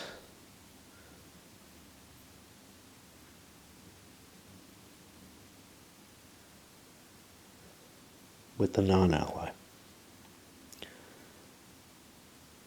I don't know. This is again stuff. These are large rule. These are too large for me to write in the margins. I'll have to look these up if the events happen. Unfortunately, the rulebook doesn't have everything. Some of the errata, most of the errata did not make it into this rulebook. Maybe none of it did, and I'm just confused, but it looks like there's a couple of pieces that are in here, which just leaves me scratching my head. And in one of those, geez, where am I? All right. We're going to break because my battery's low. That battery's charging. My game is done playing by itself. I got to say a couple of things because some of the things that were keeping me from ordering or asking for the game on my own. One was how many of these Here I Stand type games. It's a certain kind of CDG. This one, I think, goes off the rails more than most of them do in terms of like the wars and everything are significantly different than most of the other games, which are from an earlier period of time or represent an earlier period of time. One of the big things was they're just getting too complex. Everything I've seen after Here I Stand has just, and this one feels like it may be the most complex of the pile. The other bigger reason is that other than the GMT ones, now I'm not a huge fan of Virgin Queen, although I replayed it a couple of times and I'm okay with it. And Tanto Monte, I'm okay with it. They're solid games. A couple of the others that I've picked up have real problems with the rules. And there wasn't a lot of rules support on them. I feel like this one's gotten rules support, but it's still going to be a pain in the ass to play with. I don't know. I don't know what to say. It's like I also feel like there are certain things. There are certain things that feel exciting about it, but once you add this level of complexity and everything, it starts to get in the way of the enjoyment of the emerging situation in the game. I don't know. I mean, Europe in Turmoil had a lot of rules, had a lot of quality issues in terms of the rules, and I never picked up the second one because of that. Between the two world wars, I'm worried though that this is just it's gonna be clunky. At best, it's gonna be clunky like Virgin Queen is for me, where I'm never really, getting the whole picture and enjoying the game for the situations that are coming, as opposed to Pax Britannica, which, yeah, for all the flaws it has and everything, it's not like it's a light game or a simple game, but the rules are a lot easier to grasp and they're a lot less sort of special case type things. Of course, you have to write on paper, you have to fill out your economic forms and everything. Anyway, right back up here. It's kind of funny. For whatever reason, there was a copy on sale. I was subscribed to it. Dropped my subscription, but one of the couple of games that I had gotten from one of these smaller European companies that led to my, I wasn't going to do this one. I noticed in the forum, somebody, asked a question about whether the game was going to get a second edition. And it really, it's actually a cool game, and it deserves one. But the designer came back with, I'm realizing this was too big a task. I need a developer. I checked this one. It has a developer, which is probably a part of why there's a bit better response in terms of collating the changes and getting real errata out there and everything. It's really a shame when a good idea dies just because there's not enough of a support network around it. Anyway, it's just one of those off on the side things. All right, so the alliance stuff, this is again within the war sequence. I have to remind myself where I am because I have to walk away so often. Starting with the attacker, players can ask their player allies to join the war. This is optional. You don't have to ask. There are consequences, though, if a player refuses to call to war. Now, I'm assuming you can ask if you should ask kind of thing. Don't make sure that you're... In some cases, you might not want to hurt your ally in some way. Anyway, if a player refuses to join a war, if they're in an aligned alliance box, they immediately get 5 neutral influence on the MPIT.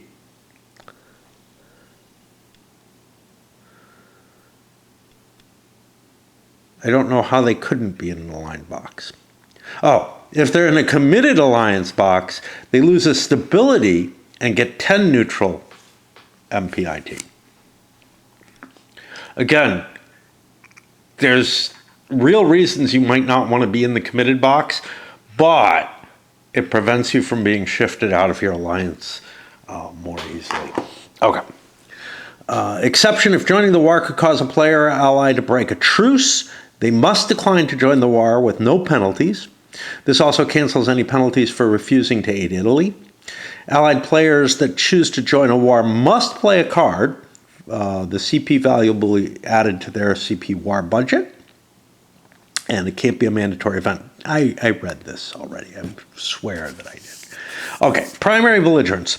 The original attacker and defender are considered the primary belligerents. This is important because occupying the opposing primary belligerent's capital will end the war. Only players and a unified Italy have capitals. Okay, but the UK becomes the primary belligerent if the defender accepts their aid when they play their balance of power card. Basically, the UK steps in and becomes the primary belligerent. It's possible for the German and French player, through the play of one of their home cards, to attack two different powers. This could result in Germany or France attacking two different players. If this occurs, the defending players determine between the two of them who the primary defender is, and if they can't agree, the attacker gets to decide. Alliance shift step. The defender shifts their alliance chit away from the attacker on the alliance track. It's over here. This includes a player ally that just agreed to aid a minor power. After unification, if a neutral Italy is attacked and a player chooses to aid Italy, both Italy and the aiding player will shift away from the attacker on the alliance track. Now, you might be having some thoughts, wait, what if you're on the wrong side of the track and you shift away into neutral? That can't happen because they can't attack and you can't support. Like you couldn't defend Italy if you were allied with the country that went to war with them. Anyway, but they couldn't attack you if they were allied to you either. So that all works. The UK and the balance of power. This home card allows the UK to enter a war. Playing this does not cause the UK to shift on the alliance track. Likewise, players that joined the UK will also not shift. Only the power that was initially attacked will shift. I'm going to take a look at this thing. You gain a stability if so play when another power declares war, or another player declares war, cannot be played in response to Otto von Bismarck. Okay. Gain a stability if the defender agrees. You become the primary belligerent and you enter the war on the defending side. Use the card's CP value for your CP war budget. If you enter the war, draw a card at the end of the war. So you get to enter the war kind of for free, sort of. I mean, you're using a good card. And of course, you had to pick this card to begin with and not your sun never sets. One player, your choice, that you invited and that joined also draws a card at the end of the war. Additionally, if the intervening to help the Ottomans, you take control of an Ottoman naval base in the Eastern Mediterranean as soon as you enter the war. If the defender does not agree, though, you just draw a card. So this is a really powerful ability, no matter what. If you use it for this ability, even if you're refused anything, you gain a stability and you get a replacement card, which of course probably is going to be a weaker card, but and if you enter the war, you gain the stability, you get to play in the war, you might get a naval base, and you get a card back. And you get to give somebody else a card. So, I don't know, it looks really, really potent. Okay, anyway, initiative and war budget. Wartime initiative is the order in which players take their actions for the duration of the war. Whoever played the higher CP card goes first in the war. German wins ties, and then after that, the player with highest industry wins ties, and then players roll to break ties for initiative.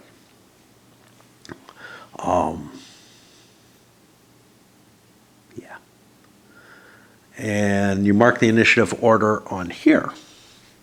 Then you set your CP war budget. This will be the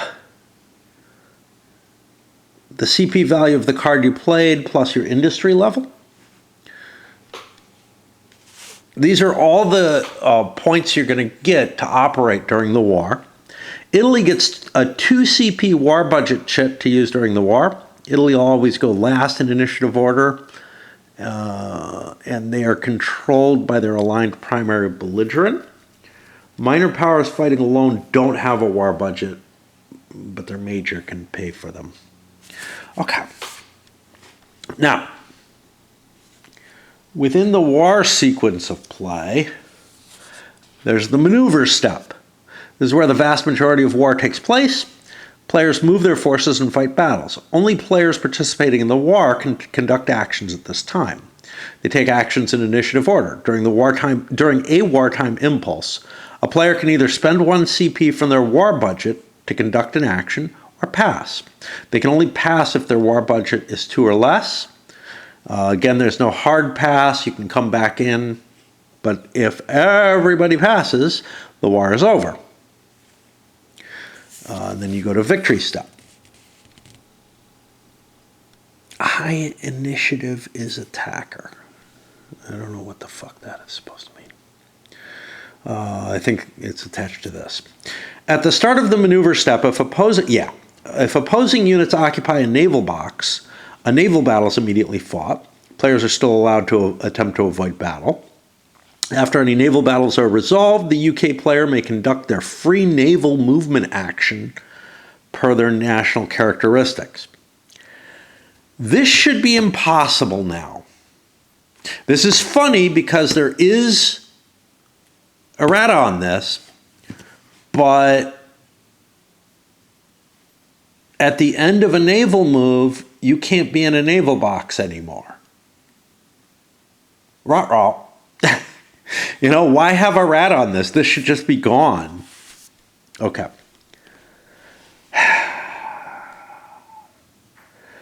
Wartime actions. During the maneuver step, you're limited to the following: naval movement, joint naval operations, deploy reserves, march, rail movement, land battle. You cannot recruit or refit in wartime. All losses in battle will persist for the remainder of the war. Deploy reserves, okay. Naval movement in wartime costs 1 CP. This works pretty much the same as normal naval movement. However, units using naval movement must stop when entering a naval box containing enemy naval units, which can cause a naval battle. Wartime naval moves can also be intercepted. Finish all naval movement before resolving any naval battles. During wartime, players can also use naval units to occupy enemy naval bases. When a player's naval unit enters an unoccupied enemy naval base, they immediately occupy it. The moving naval unit may then move to an adjacent naval box, but it has to then stop. So you can sail in, steal a base, and then pop back out. Players can also attack naval bases containing enemy units using naval movement. If the naval base contains only expeditionary forces, they're eliminated and the base is occupied, but the attacking naval units must end their movement in the base. I guess that's a little bit of a minor problem. It's not much of a cost. If the naval base contains naval units, a battle is fought in the space. If the attacker wins the battle, they occupy the base, but the attacking naval units must then end their movement in the base. Joint naval operations. This costs 1 CP, and there's a counter for it. This allows you to take a naval movement action with an ally. Essentially, when you take this action, you spend a CP, announce what you're doing, you place your joint naval operation marker on any of your naval units, and play passes to the next player. If an allied player takes a joint naval operations action in a future impulse, any allied players who have also taken this action may remove their markers, and then they can conduct their naval movement together. A player and that player as allies can still conduct other naval movement actions as normal whilst waiting for an ally to take a joint naval operations. At the end of the war, all joint naval operations are remaining on the map are removed. The interesting thing about this is, normally a naval movement allows you to move all your navies. This one only allows you to move one stack, but it allows you to coordinate with an ally. There's a lot of timing issues in this that the way the rules are worded make it sound weird, like somebody else would take their counter, not move, and you would be able to move. I think you're supposed to be able to coordinate immediately as soon as somebody else takes a joint naval operations. But you need not. You can both sit and wait. Okay. Deploy reserves. Costs 1 CP. This allows you to deploy reserves equal to half your industry, but limited between 1 and 3, from your reserve army holding box to the map. They must be deployed to a controlled or occupied space on the main map with a line of communication. This cannot be controlled or occupied by an ally. It must be controlled or occupied by the active player.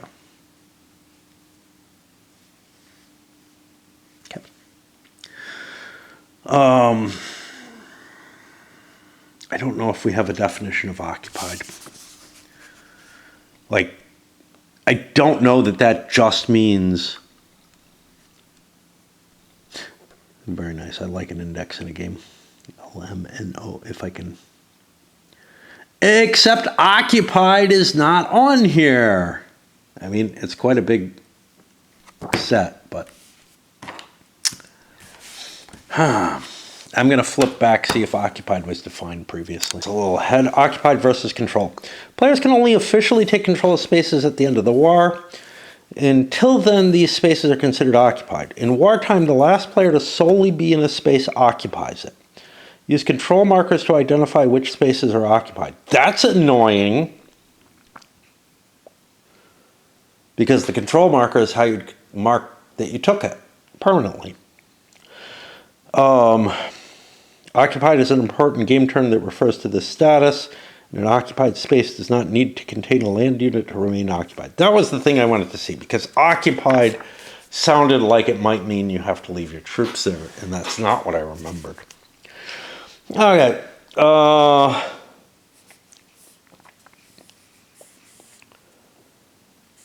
For purposes of this action, the line of communication must be traced using only land connections. An army that was placed using deploy reserves cannot attack, support, or move during the impulse in which it was placed. In general, this wouldn't be an issue because deploy reserve is its own action. But some events and national characteristics allow a player to take 2 wartime actions. In fact, the Germans specifically get a free reserve action at the beginning of every war. It's part of their national characteristics up there.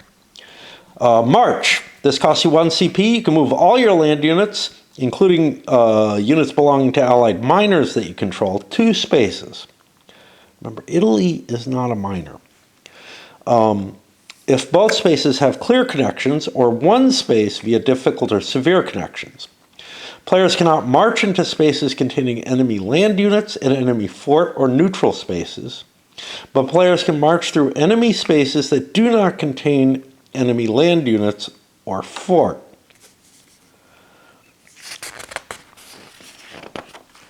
Players enter a space containing enemy naval units. The naval units displace. If players want to enter a space containing enemy land units, they must take a land battle action instead. Now, exception, as in peacetime, players can march units into spaces containing enemy rebels. But the units must stop when they enter such a space. Remember, you can attack rebels one of 2 ways during a war. Rail movement costs you 1 CP. You can move armies equal to half your industry, rounded up, an unlimited distance by land to friendly controlled or occupied spaces.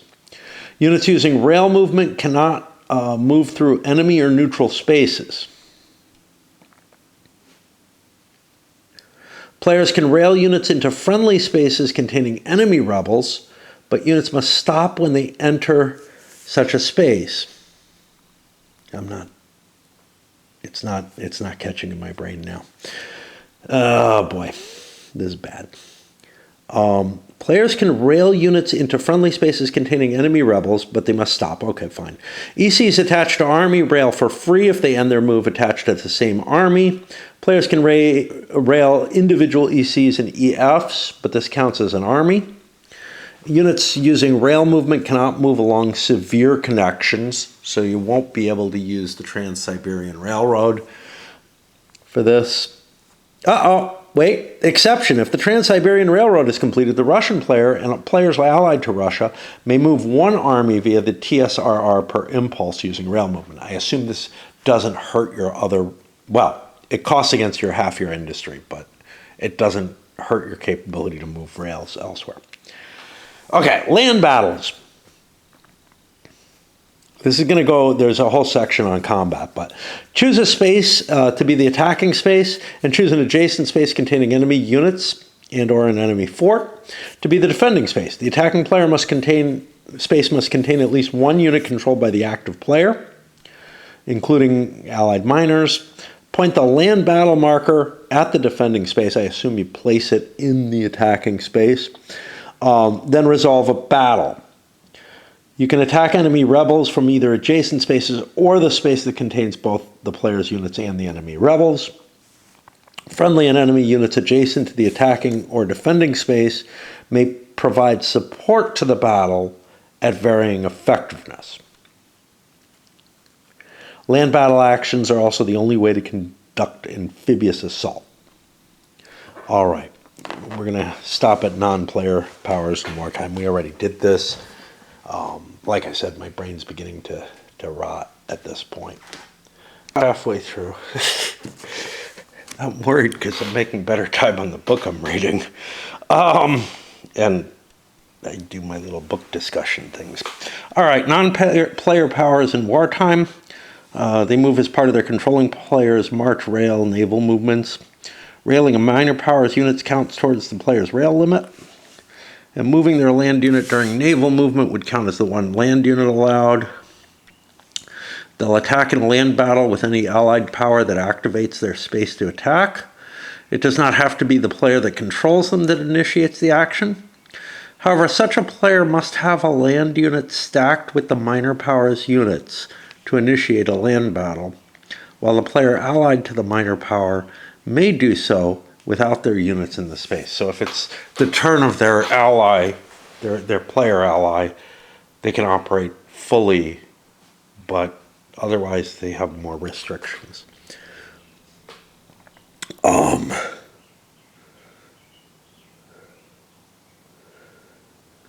Minor powers can advance after combat even when the battle wasn't initiated by the player controlling them.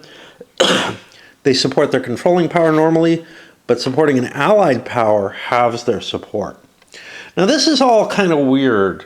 Like, this is all kind of implying that two player-controlled powers don't operate together all that well. I'm not seeing any rules on that, and I'm wondering, I haven't seen anything yet. But we'll see. Italy in wartime. Italy is controlled by their player ally, who's the primary belligerent. Italian units move and attack during Italian wartime. Always move last in the impulse order. They use the Italian budget, which is always 2.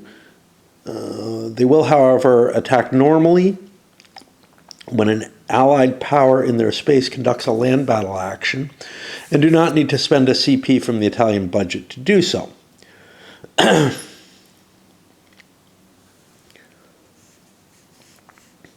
Here it says at least one unit controlled by the active player on the land battle. This includes units belonging to allied miners. I don't know. It doesn't clarify the issue I'm looking for.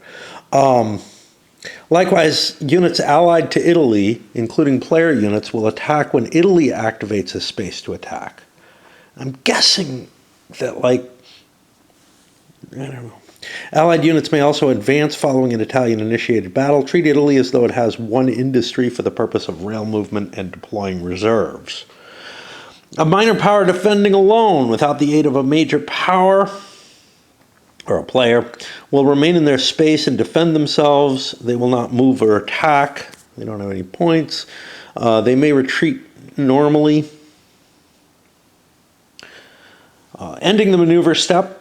When the primary belligerent's capital is occupied by enemy units, this will trigger a major victory. Subcapitals have no purpose prior to Great War.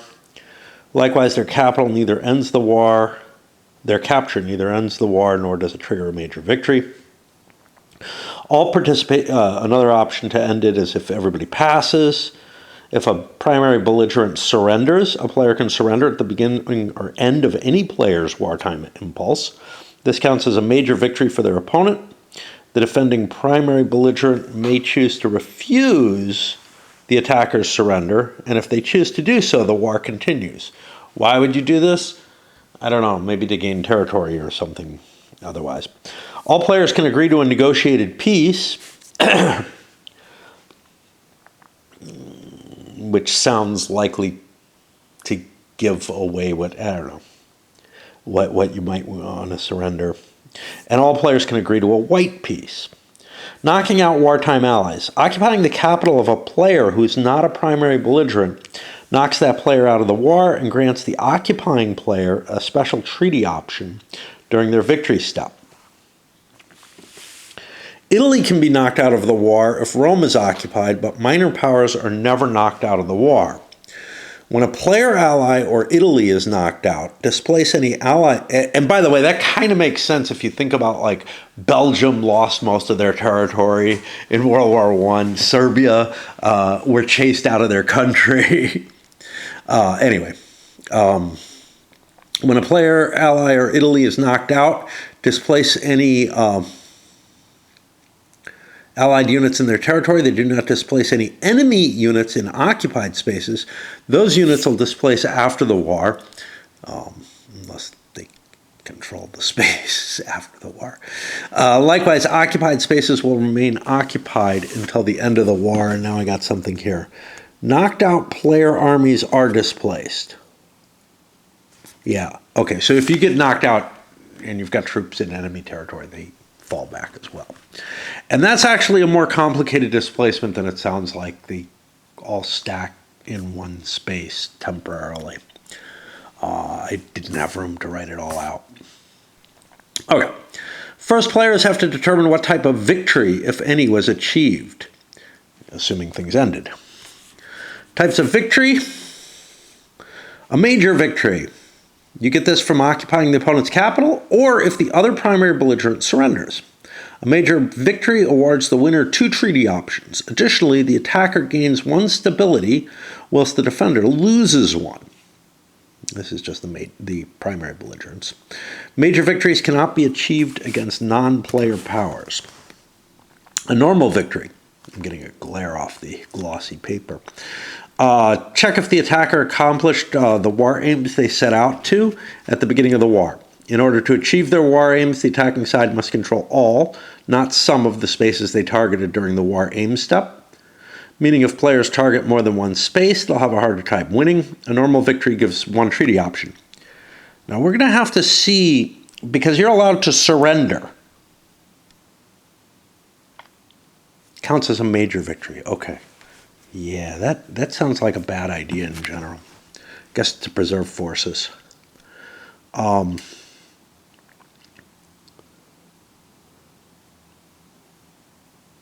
Yeah, if you target more than one space, you'll have a harder time winning. A normal victory awards 1 treaty option.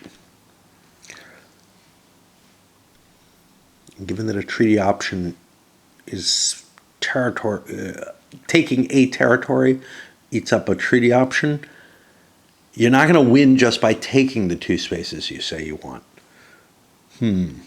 Defensive victory. The attacker did not accomplish their war aims, and the defending side either occupies a space controlled by the attacker at the start of the war, or is blockading the attacker, and then the defender will get a treaty option. A negotiated peace. They can agree to end fighting with one side conceding 1 treaty option. If players agree on a specific option to end the fighting, that agreement is binding. But you can't force another player ally to a treaty loss in a negotiated peace. Because remember, just the primary belligerents are involved in the negotiation, so you could be like, yeah, how about you get his territory? But if that player agrees to it, it's okay. A white peace. Both primary belligerents agree to end fighting with no treaty options, or none of the above conditions are met at the end of the war. No treaty options are awarded. This is the only case where nobody wins. Okay, ally knockout. This kind of victory only occurs if a player ally is knocked out of the war. This awards 1 treaty option, which can only be imposed upon the power that was knocked out of the war. Regardless of the war's outcome, an ally knockout still occurs. It's possible to win or lose a war against the primary belligerent and still impose treaty options on the ally that was knocked out. If a player lost a war but knocked out the winner's ally before the war ended, the loser chooses their treaty option after the winner of the war. Okay, here are the treaty options. There are 5. You can only choose each one once,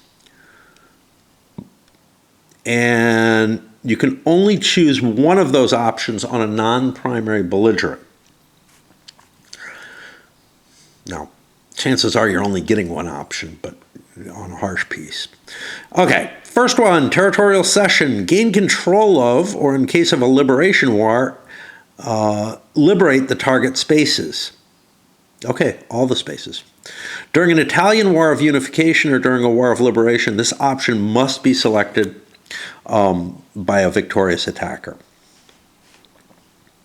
Other liberation wars, you wouldn't have to. Interesting. Oh no, during any war of liberation, it has to be. But you get those cheaper. Realignment. There's two kinds of realignment. Choose a minor power allied with your opponent, remove their alliance marker, and replace it with one of your own. The minor power does not need to participate in the war to be targeted by the realignment. This option is only available to the German player in a war of unification. All German minor powers that were allied to the losing power become German allies. War reparations. The winner of the war gets a +1 card marker, and the loser gets a -1 card marker. The attacker must occupy at least one home that is controlled by the losing power to impose war reparations. And you can only do them on players. Righteous defense. Only for the defender. Gain control of one occupied enemy key or territory. The space does not have to be occupied if the defender achieved a minor victory. You do need a line of communication. The defender can take control of one of their home spaces that is controlled by the attacker, and in this case, the defender does not need to occupy the space. The defender may also return a home space to one of their allies instead, if the conditions apply. The defender must be able to trace a line of communication or their ally. Now here, liberate minor nationality. Okay, this is another option. Liberate a minor nationality, and you get an alliance with the minor. This could be really ugly, like if Turkey attacks you or something, you could liberate one of their minors. Okay, colonial cession. Gain control of one colonial key or a naval base controlled by the losing power. Space does not have to be occupied by the winner. Exceptions. A colonial home space can only be taken if it is occupied by the winner. Sounds like a contradiction, but no, the difference is home space versus key. Now, what's a colonial home space? South Africa, for example, because it's red. Clarification, a colonial key in this case is defined, parts of India too. Where were we? A colonial key in this case is defined as a key that does not have a contiguous overland line of communication to a player's capital, meaning the winner can take Austrian, Russian, and Ottoman colonial keys, even though those players don't track them.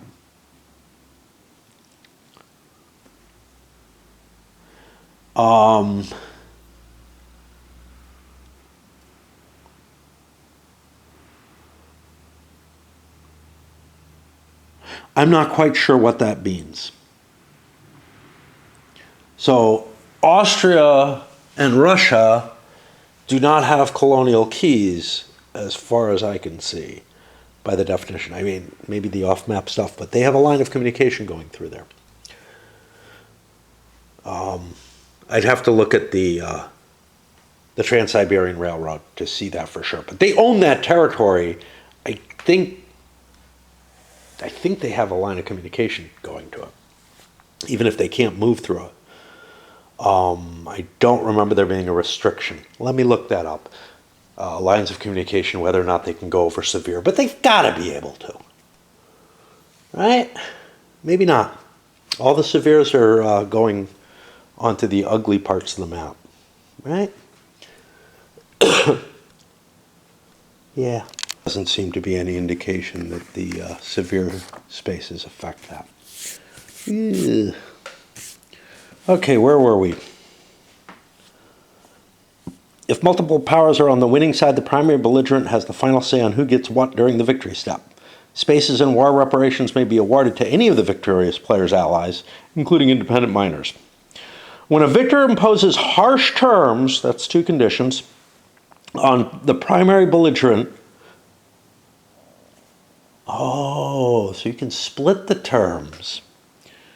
Both the attacker and the defender shift away from each other on the alliance track. If both powers are in the neutral box, randomly determine which direction they each shift in. Exchange truces. At this point, all players involved in the war exchange truces. If the war ended in a white peace, they get 1 turn truce markers. Otherwise, they get 2 turn truce markers. So it's going to be like 20 years before the next war. That sounds familiar. Is it? Does that make sense? I don't know. I guess so. Just trying to think of there was a situation where someone went to war with someone during this period that wasn't a white peace. Russia, Turkey, maybe. I think they had a couple of wars in this period. Yeah, I don't know. Demobilization. Okay, first you check for blockade. We'll deal with that in a moment. Then you remove all reserve armies from the map and put it back in the reserve holding box. Then you displace any units, and this got changed, not in friendly controlled spaces. Got something about ally non-control. I'm not sure what that is. But yeah. All belligerent, and again, I'll have to look it up if I feel quite like questioning it again. There's just not enough room in the rulebook to write all the errata out. All belligerent players then receive free redeployment action, followed by a free naval movement action. The winning side goes first. These free actions allow players to move all their units, not just those that participated in the war. Okay, the rule of blockading, and then we'll stop because then we go to the actual combat rules. A player is blockaded if they cannot trace a line of communication from their capital to any naval box except the Baltic or Black Sea. Players can trace through the Baltic or Black Sea, but ending their trace in either counts as blockaded. Can't trace into enemy naval units. Yeah, you're at the end of the war. Like, is it clear that the enemy is blocking anything? And line of communication doesn't really count during the war for this. If a player is blockaded when the war ends, they gain a -1 card marker. Blockading is always optional. The blockading player is not required to enforce a blockade. Major victory exception. A player or players belonging in an alliance that won a major victory can never be blockaded. Players cannot, and this is basically like some additional penalty at the end of the war. Players cannot trace through neutral spaces, but they can trace through allied spaces. Russia can only trace their line of communication to the Pacific Ocean. Oh, no. They can only trace a line of communication to the Pacific Ocean if the TSRR is completed. Okay, this makes some people being out of battery space, memory there. Given that we're about halfway through, about to go into another big section, I don't remember exactly what I was saying, but I was getting close to finishing up. I think what I'm going to do is load this one up. I've got most of the videos already on my computer as part A of the intro. And then we'll get into the combat system, including naval battles, the end phase, and then a bunch of special rules. And this is the thing, we've got like, I mean, this is all part of it. Oh, the Great War, that's what's eating it all up. Yeah. Gets me to the Great War, winter.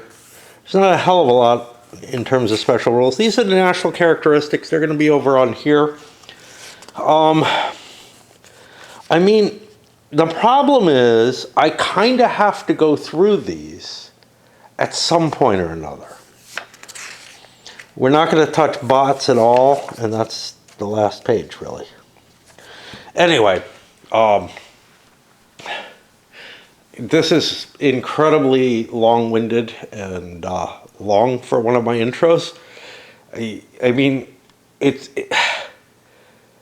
yeah, it's a 60-page rule book, but we face things of this size, and we're cutting some stuff out. This is eating up the kind of time that like EU and La Grande Guerre ate up, as opposed to the other games of its type. Now I've gotten more long-winded. Anyway, up it goes, and be ready for part B, which I'm sure nobody is going to watch, given the amount of time people watch on my videos. It's usually like 10 minutes. I know a few of you just run them through, go to sleep to them or whatever. But it does help me to comb through the rules this way about as much as playing a couple of practice games would. Usually. I'm not sure. This one's got a lot of moving parts, but some of them don't come till late in the game. I was actually probably going to cut it at the Great War before, because the designer kind of suggests, hey, don't even read the Great War rules until you get to it. But this is a good place, or a good enough place, and one of the things going in favor of it is I don't want to leave. I don't want to have to come up and video a couple more sessions up here before I load it up. That's a painful thing to do. I generally try to get to the end of a turn or whatever when I do have to break up like that. But I wasn't counting on having to do it with this rule book, but it is a big rule book.